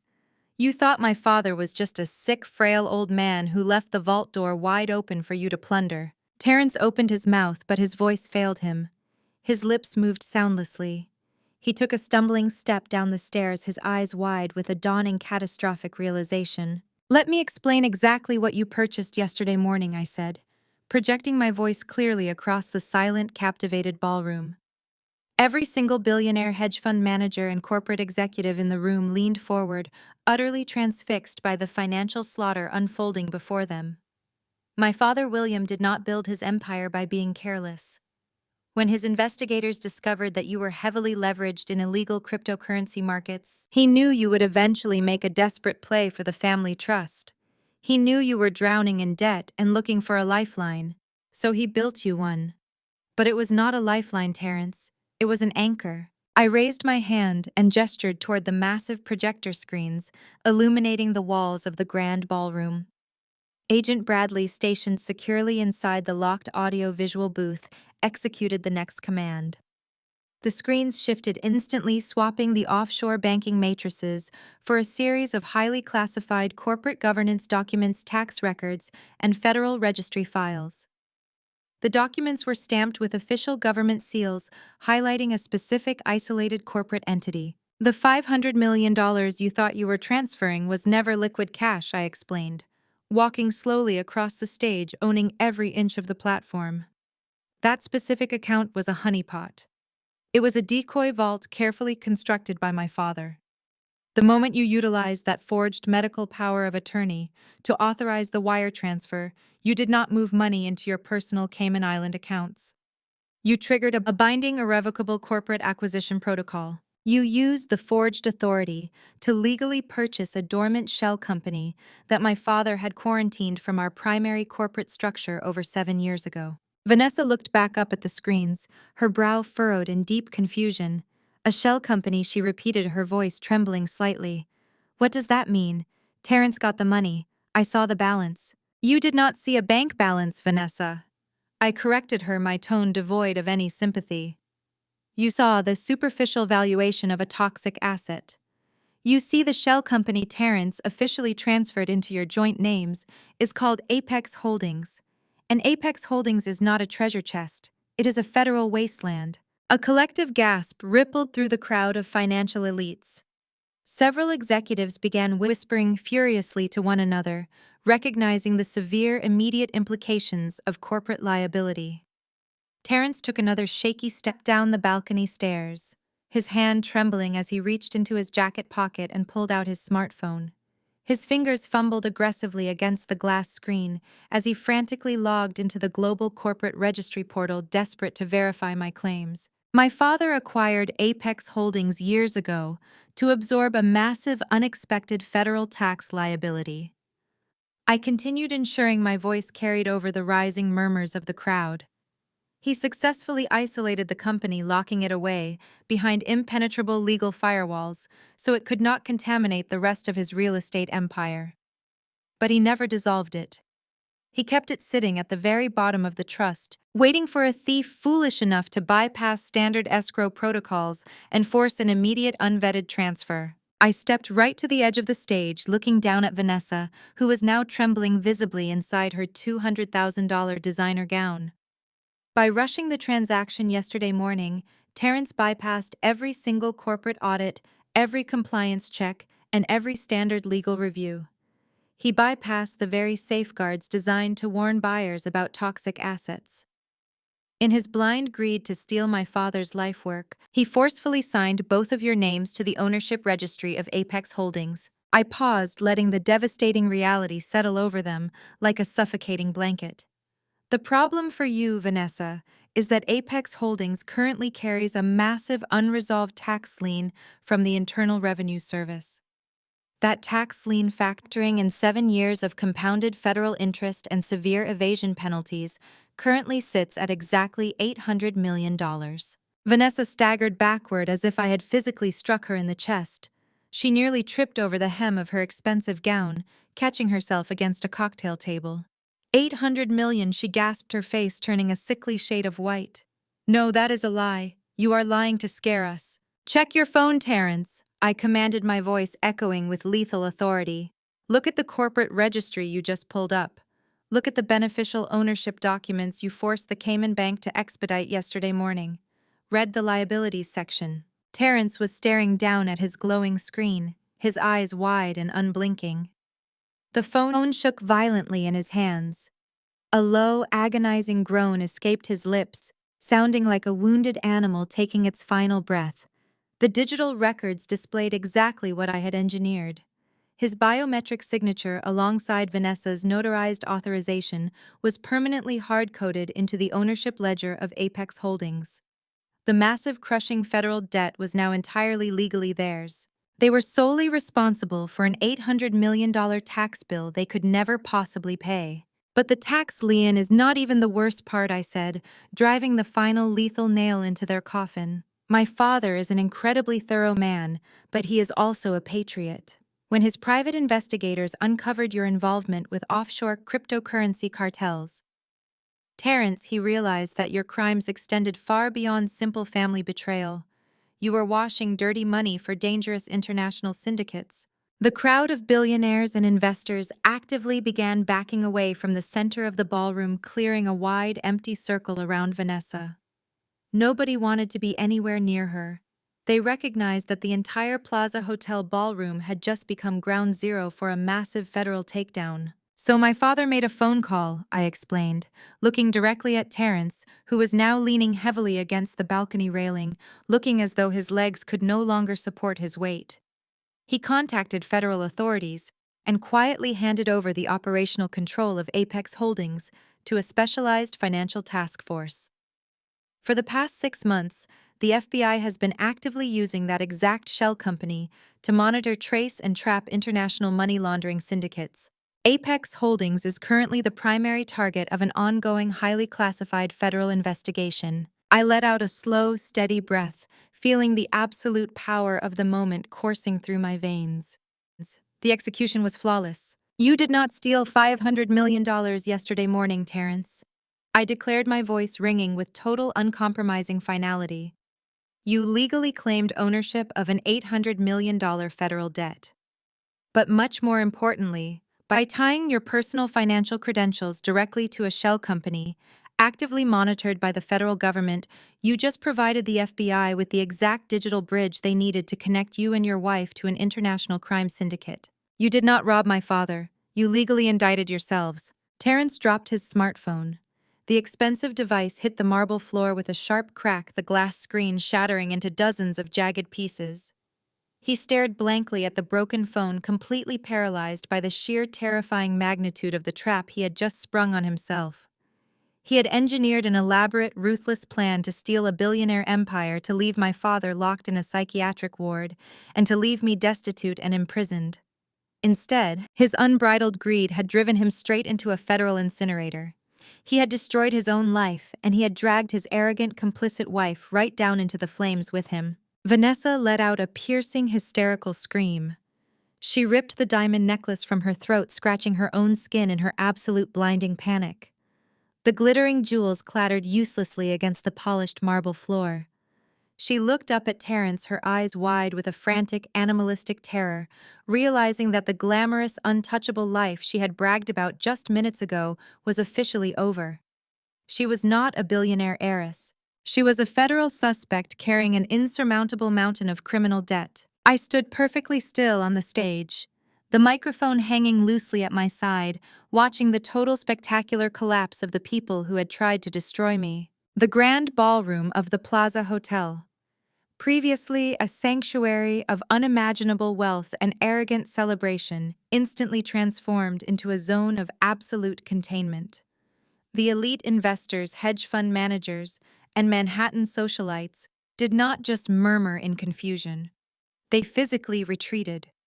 It was a synchronized, visceral reaction to the realization that they were standing in the blast radius of a federal crime. Men and women in tailored tuxedos and designer gowns actively backed away from the mezzanine staircase where Terrence stood.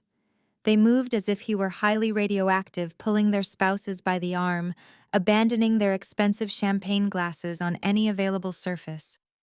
Nobody wanted to be caught in the background of a photograph standing next to a man who had just publicly indicted himself in an $800 million federal money laundering operation. In the ruthless world of high finance, guilt by association was an absolute death sentence, and Terrence was experiencing a total, instantaneous social execution. Terrence remained frozen on the lower steps of the balcony. The sharp, polished confidence that usually defined his presence had completely evaporated. He looked down at his phone, then up at the massive projector screens, his chest rising and falling in rapid, shallow breaths. He reached out to grab the brass railing for support, his custom-tailored suit suddenly looking 2 sizes too big for his collapsing frame. The men who had been clinking glasses with him just 10 minutes ago, praising his investment acumen, and eager to join his new philanthropic foundation, were now frantically dialing their compliance officers and legal teams. I watched the chairman of a major international bank point, a commanding finger at his private security detail, signaling them to form a physical wall between his party and Terrence. The isolation was immediate and entirely suffocating. Down on the main floor, Vanessa was experiencing a completely different kind of psychological destruction. She was breathing heavily, her hands balled into tight fists at her sides. Her eyes darted wildly between the damning financial ledgers blazing on the projector screens and the pathetic, trembling figure of her husband on the stairs. The arrogant illusion she had clung to was shattering in real time. She was not a billionaire heiress. She was a co-conspirator in a federal crime. I had made it very clear that her notarized signature was permanently inked on the transfer documents. The government would not see a naive wife who simply trusted her husband. They would see a fully willing participant who signed away her freedom for a massive payout she never bothered to understand. The realization finally detonated inside her. Vanessa let out a raw, guttural scream of absolute fury. She did not care about the hundreds of wealthy onlookers or the media cameras flashing from the back of the room. She gathered the heavy silk fabric of her $200,000 gown and charged up the short flight of stairs toward Terrence. "You idiot!" Vanessa shrieked, her voice cracking with violent desperation. She slammed her open hands against his chest, pushing him backward against the railing. "You told me it was clean. You swore you had the entire transfer locked down. You put my name on an $800 million tax lien. You ruined my life." Terrence stumbled back, his eyes wide with a manic, unhinged energy. He did not try to comfort her. He did not offer an apology or try to calm her down. The facade of their perfect, glamorous marriage disintegrated right there on the carpeted steps in front of the city elite. He violently shoved her arms away, his face twisting into a mask of ugly, defensive rage. "Do not you dare put this entirely on me," Terrence roared, his deep voice echoing across the cavernous ballroom. "You were the one screaming in my ear every single hour. You were the one crying about how we had to take the money immediately before your sister could file a legal appeal. You forced my hand because you wanted to throw this ridiculous party and parade around like a queen." Vanessa slapped him hard across the face. The sharp crack echoed through the silent room, causing several guests to flinch. "I did what you told me to do," Vanessa screamed, tears of pure rage streaming down her face, ruining her flawless makeup. "I trusted you to secure the trust fund. You were supposed to be the brilliant investment manager, but you are just a pathetic, broke gambler who dragged me into a federal investigation. I am going to lose everything because you are too stupid to read a corporate registry." Terrence rubbed his reddened cheek, his eyes flashing with a dangerous, cornered desperation. "You signed the paperwork!" "Vanessa," he shouted back, stepping aggressively toward her, his voice dripping with venom. "You wanted the money just as badly as I did. You did not ask any questions when I told you I could bypass the escrow period. You just smiled and signed on the dotted line. The feds are not going to care that you are crying now. They are going to seize your assets, they are going to freeze your accounts, and they are going to lock you in a concrete cell right next to me." I stood perfectly still on the center stage, absorbing the incredible spectacle of their mutual destruction. I did not need to shout. I did not need to hurl insults or defend my own character. I had simply presented the unvarnished truth and stepped back, allowing their own toxic greed to tear them to shreds. Beside me, my father stepped forward. William planted his silver-handled cane firmly against the wooden floor of the stage. He stood tall, his posture projecting the undeniable authority of a man who had built an empire from nothing. He looked down at his eldest daughter and his son-in-law with an expression of profound, chilling indifference. He did not look angry. He looked entirely unsurprised. For years, Vanessa and Terrence had operated under the assumption that they were the smartest people in any room. They believed that manipulating a vulnerable family member was a valid business strategy. They believed that compassion was a weakness to be exploited, and that loyalty was something to be bought and sold. But watching them tear at each other's throats, shifting blame and screaming accusations, simply proved what my father and I had always known. They possessed no loyalty, no honor, and absolutely no genuine competence. They were parasites, and now that the host was out of reach, they were aggressively feeding on each other. The elite crowd remained dead silent, captivated by the horrific car crash of a marriage dissolving in real time. Nobody intervened. Nobody offered help or tried to de-escalate the situation. They were watching a cautionary tale play out in high definition, completely unwilling to involve themselves in a toxic meltdown. Vanessa grabbed Terrence by the lapels of his custom suit, shaking him violently, her fingernails digging into the expensive fabric. "Fix this!" she shrieked, her voice completely hoarse and frantic. "You fix this right now. You call the bank and you reverse the transfer. Tell them it was an administrative mistake. Tell them my father manipulated the documents to set us up." Terrence looked at her, then looked over her shoulder at the massive projector screens, still displaying the irrevocable encrypted transaction logs and the glaring federal warnings. He knew exactly what those numbers meant. There was no reversing a federal corporate acquisition that had already been cataloged by the Internal Revenue Service. There was no undoing a digital signature linked to an active criminal investigation involving international money laundering. Howe was completely out of options, completely out of money, and rapidly running out of time. The sheer crushing reality of his impending federal indictment finally broke his spirit. His survival instinct completely overrode his marital vows. Terrence looked back at his hysterical wife. He did not see a partner. He saw a massive legal liability. He saw a woman who would immediately testify against him to save her own skin the moment they were placed in separate interrogation rooms. "Get off of me!" Terrence snarled violently, shoving Vanessa backward with both hands. She lost her balance on her high heels and tumbled hard onto the carpeted stairs, tearing the delicate silk fabric of her expensive gown. Terrence did not even look down to see if she was hurt. He simply turned his back on her and bolted. He scrambled up the remaining stairs to the mezzanine level, his polished dress shoes slipping slightly on the carpet. He was no longer trying to look dignified. He was operating on pure, desperate flight instinct, driven by the absolute certainty that his life was over if he stayed in that room. He knew he could not go out through the main lobby. The financial reporters and the paparazzi were waiting out front to cover the highly publicized charity gala. If he walked out the front doors, he would be swarmed by cameras and recognized immediately. He needed a back exit. He needed to disappear into the chaotic New York night before the authorities realized what had just happened. Terrence sprinted along the balcony walkway, shoving past a group of terrified waiters who dropped their silver trays in shock. He was heading straight for the service elevators located behind the main catering kitchen.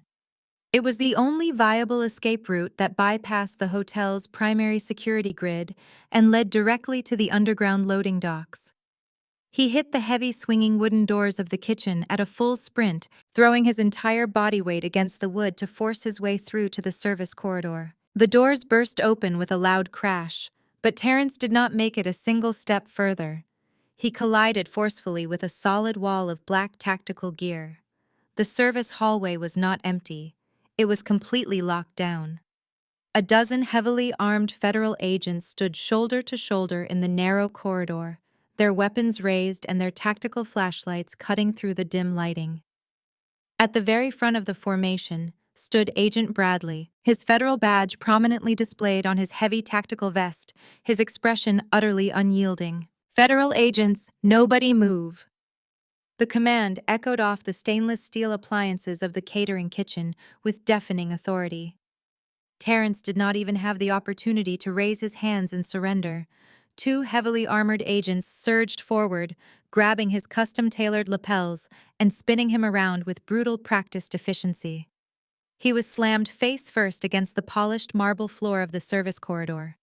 The heavy impact forced all the air from his lungs in a sharp gasp. His expensive leather shoes scrambled uselessly for purchase against the slick, wet tile. I stood near the entrance of the main kitchen, watching as cold steel handcuffs clicked sharply into place around his wrists. The invincible financial titan, who had spent the last 2 days threatening my life and attempting to steal my father's legacy, was currently pinned beneath the knee of a federal investigator. He was hyperventilating, his cheek pressed flat against the cold floor.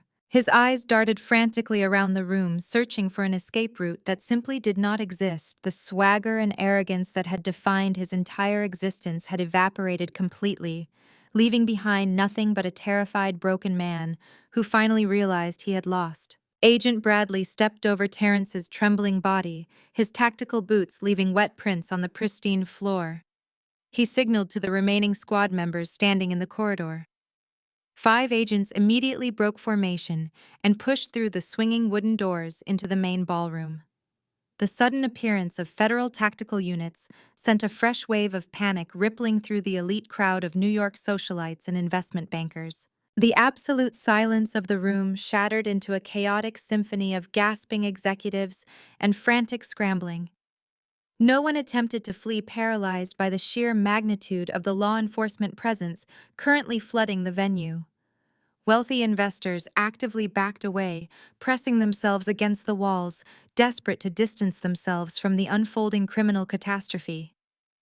Bradley marched directly toward the grand staircase where Vanessa was still crumpled on the carpeted steps. She had managed to push herself up onto her knees.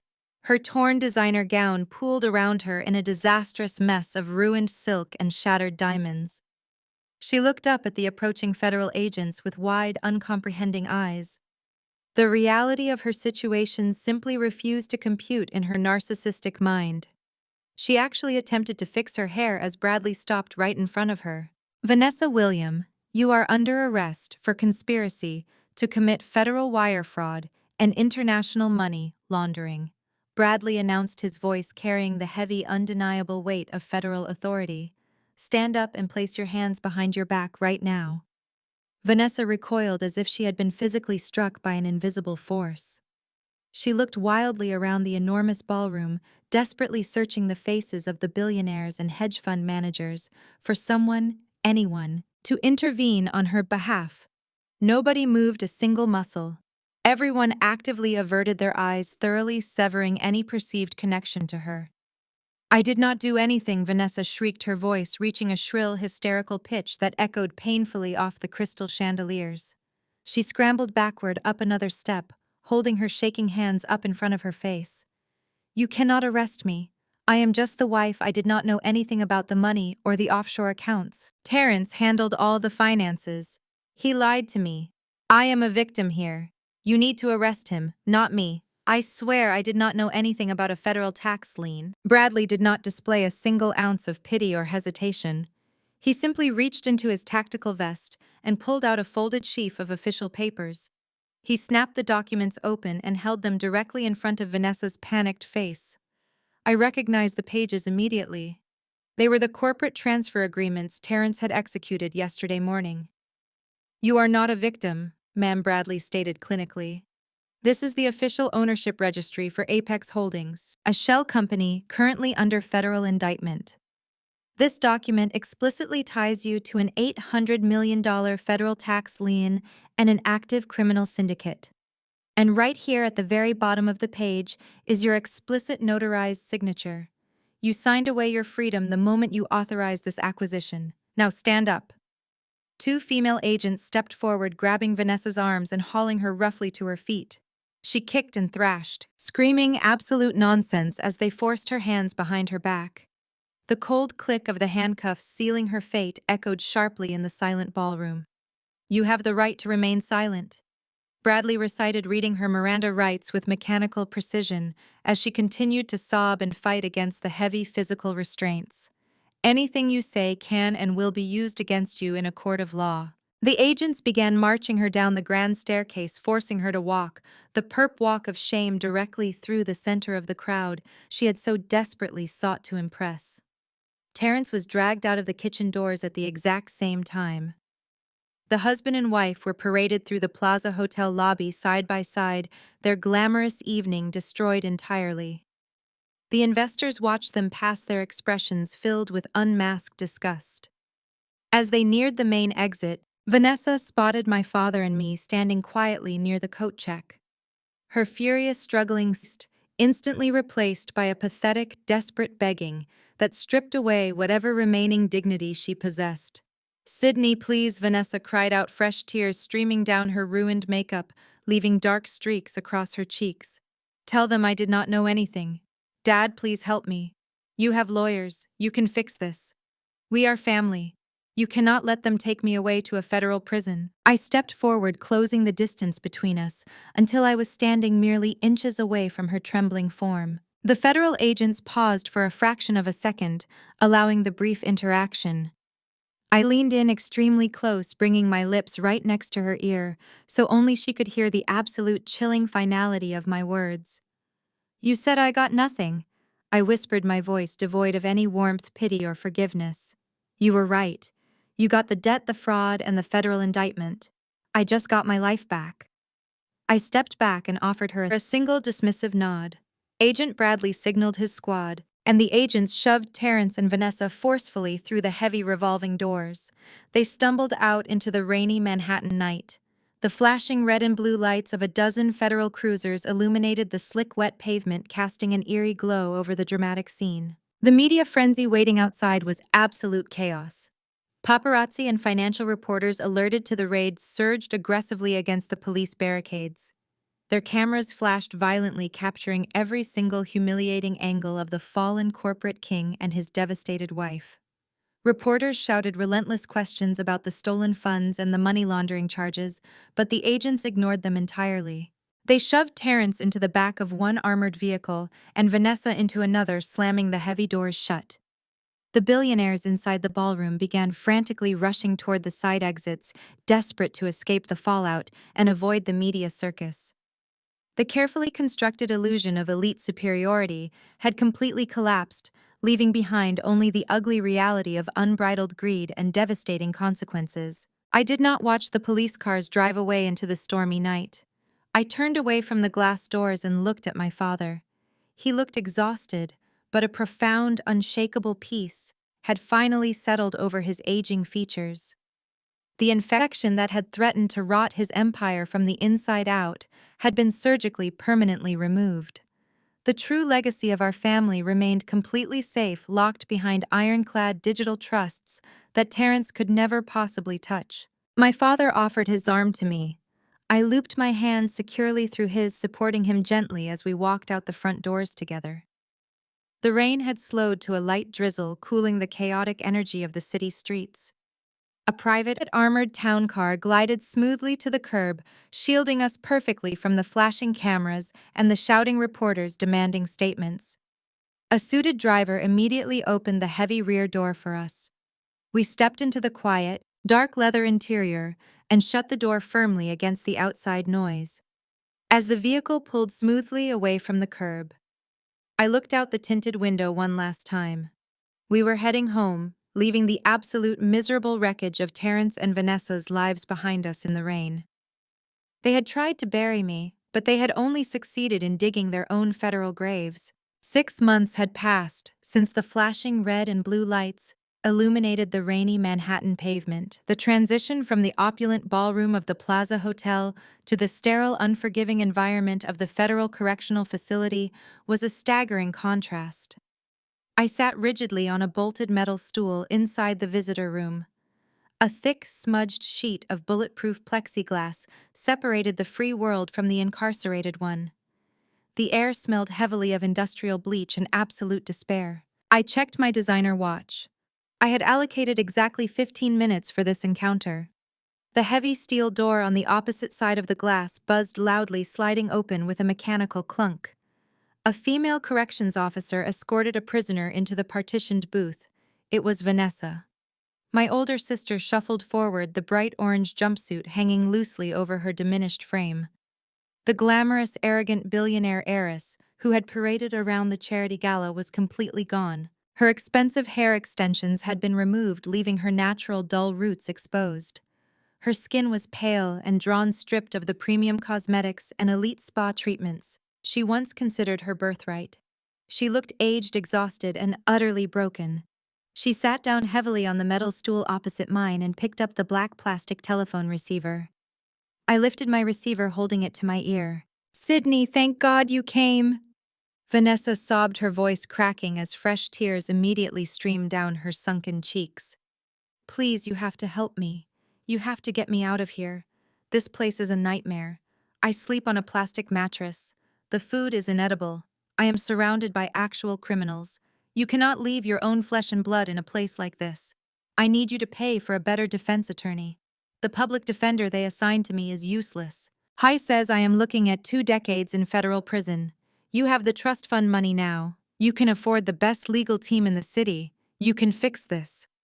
I stared at her through the scratched plexiglass, my expression completely impassive. I did not feel a single ounce of pity. I did not feel the familiar toxic pull of familial obligation that had dictated so much of my early life. I just saw a desperate fraudster facing the natural consequences of her own actions. "I am not paying for your legal defense, Vanessa." I stated, my voice calm, clinical, and devoid of any warmth. "I am not spending a single dollar of my father's money to mitigate the federal crimes you enthusiastically committed." Vanessa pressed her free hand against the glass, her eyes wide with frantic, manipulative desperation. "You cannot do this to me. We are sisters. We grew up together. You know I am not a criminal mastermind, Sydney. It was all Terrence. He brainwashed me. He manipulated my trust and forced me to sign those corporate acquisition documents. I did not understand what I was doing. He told me he was simply securing our financial future. I was just a naive wife trying to support her husband. You know how domineering he could be. I was a victim of his financial abuse. You have to tell the federal prosecutors that he forced me into this scheme. I tilted my head slightly, analyzing her performance. It was a desperate, calculated attempt to rewrite history, but she had fundamentally forgotten who was sitting across from her. I am a forensic accountant, Vanessa. I replied, my tone razor sharp. I do not deal in emotional narratives. I deal in documented facts. And the facts completely destroy your victim narrative. Terrence did not drag you into a bank and force a pen into your hand. You actively collaborated with him to execute a hostile corporate coup against our own father while he was lying in a hospital bed. You were not brainwashed. I continued, leaning slightly closer to the glass. You were greedy. I reviewed the digital communication logs between you and Terrence in the weeks leading up to your attempted theft. You were the one pushing him to accelerate the timeline.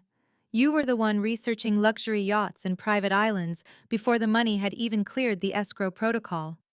Furthermore, your signature on the Apex Holdings acquisition documents was explicitly notarized.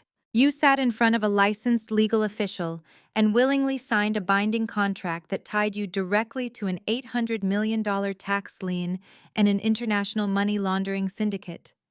You did not do that because you were afraid of your husband. You did it because you wanted to completely eradicate me from the family legacy. Vanessa dropped her hand from the glass, her tears slowing as the realization hit her. The manipulative tactics were failing completely. I had meticulously dismantled her only defense. But I was not finished. You stood on that stage at the Plaza Hotel and publicly humiliated me, I reminded her, my voice dropping to a lethal whisper. You offered me a minimum wage job as your personal assistant, while bragging about the $500 million you thought you had stolen. You made your choices, Vanessa, and now the federal government is handing you the bill. Vanessa gripped the plastic receiver with both hands, her face twisting into a mask of ugly, impotent rage. You are a monster, she hissed, her true nature finally surfacing through the pathetic facade.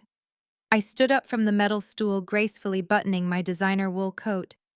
I looked down at the woman in the orange jumpsuit, feeling a profound, unshakable sense of closure.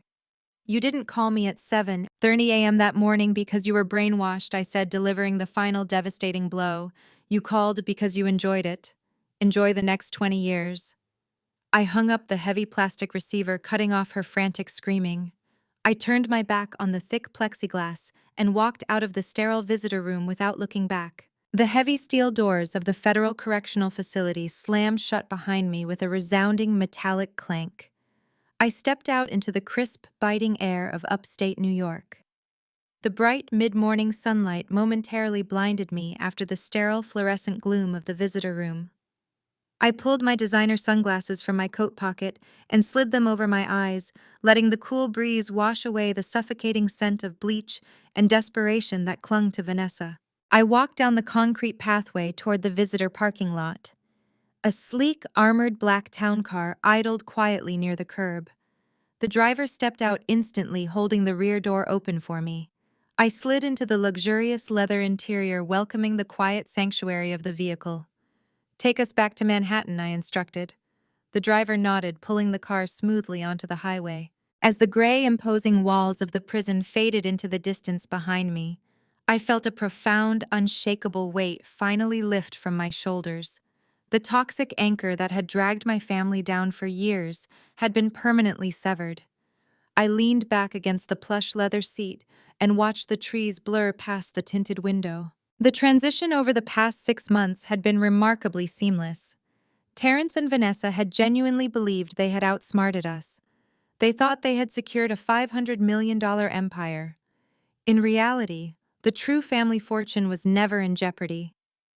Weeks before Terrence even attempted his desperate, hostile corporate coup, I had meticulously audited the primary accounts, recognizing his escalating, dangerous financial behavior. My father and I had executed a quiet, impenetrable defense strategy. We transferred the entirety of the legitimate liquid assets into a highly classified, heavily encrypted blind trust. It was an ironclad financial fortress that no forged medical power of attorney could ever breach. My father, William, was finally at peace. The stress of managing a massive real estate empire, compounded by the constant, exhausting vigilance required to guard against Terrence and Vanessa, had taken a severe toll on his health.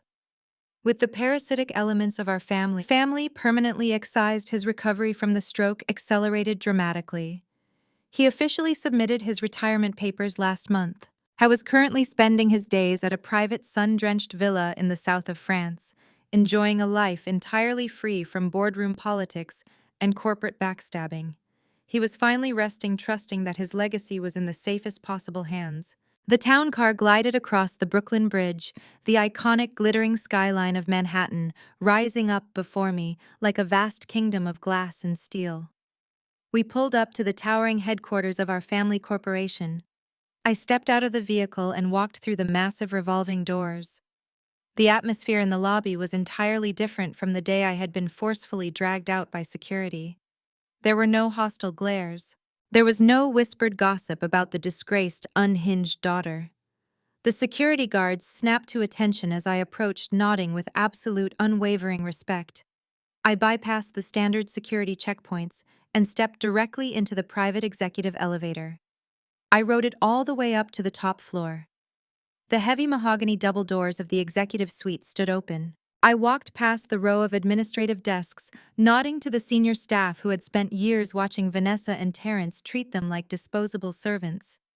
I did not stop until I reached the corner office. The massive frosted glass door bore a brand new, freshly engraved silver nameplate. It displayed my name. I pushed the door open and stepped into the expansive sunlit room. I walked directly behind the massive mahogany desk and took my seat in the high-backed leather chair. I swiveled around, looking out the floor-to-ceiling windows at the breathtaking panoramic view of the New York financial district. I was no longer the outcast. I was no longer the scapegoat. The quiet forensic accountant relegated to the shadows, while arrogant, incompetent people paraded around with my father's money. I had stepped into the light. The sharp, melodic ring of the private office telephone broke the quiet stillness of the room. It was the direct, secure line utilized exclusively for our highest-tier international partners. I reached out and picked up the receiver. The voice on the other end belonged to the managing director of a massive European investment conglomerate, a notoriously ruthless negotiator who had explicitly refused to do business with Terrence for the past 3 years. He had heard the news of our recent corporate restructuring and wanted to discuss a highly lucrative multi-billion-dollar joint venture. A sharp, predatory smile spread across my face as I listened to his opening proposal. The numbers were staggering, but I knew exactly how to maximize the leverage. I did not just survive my family and their treacherous, calculated betrayal. I did not merely escape the federal trap they had laid out for me. I had completely conquered the empire. I leaned forward, resting both of my elbows firmly on the polished mahogany desk, my eyes completely locked on the glittering, infinite possibilities of the massive city skyline, stretching out far below me. I am perfectly willing to discuss the terms of a new partnership, I told the executive, my voice radiating absolute empowerment, resilience, and unyielding strength. But you should know right now that the rules of engagement have officially changed. You are dealing with me now. There will be absolutely no more compromises, no more hidden weaknesses, and definitely no more foolish mistakes made anywhere in this entire building. My father built this massive company from nothing, and I intend to carefully guide it into an entirely new, incredibly ruthless era of unprecedented global prosperity. I hung up the heavy plastic receiver, fully ready to finally build a truly magnificent, untouchable legacy that absolutely nobody would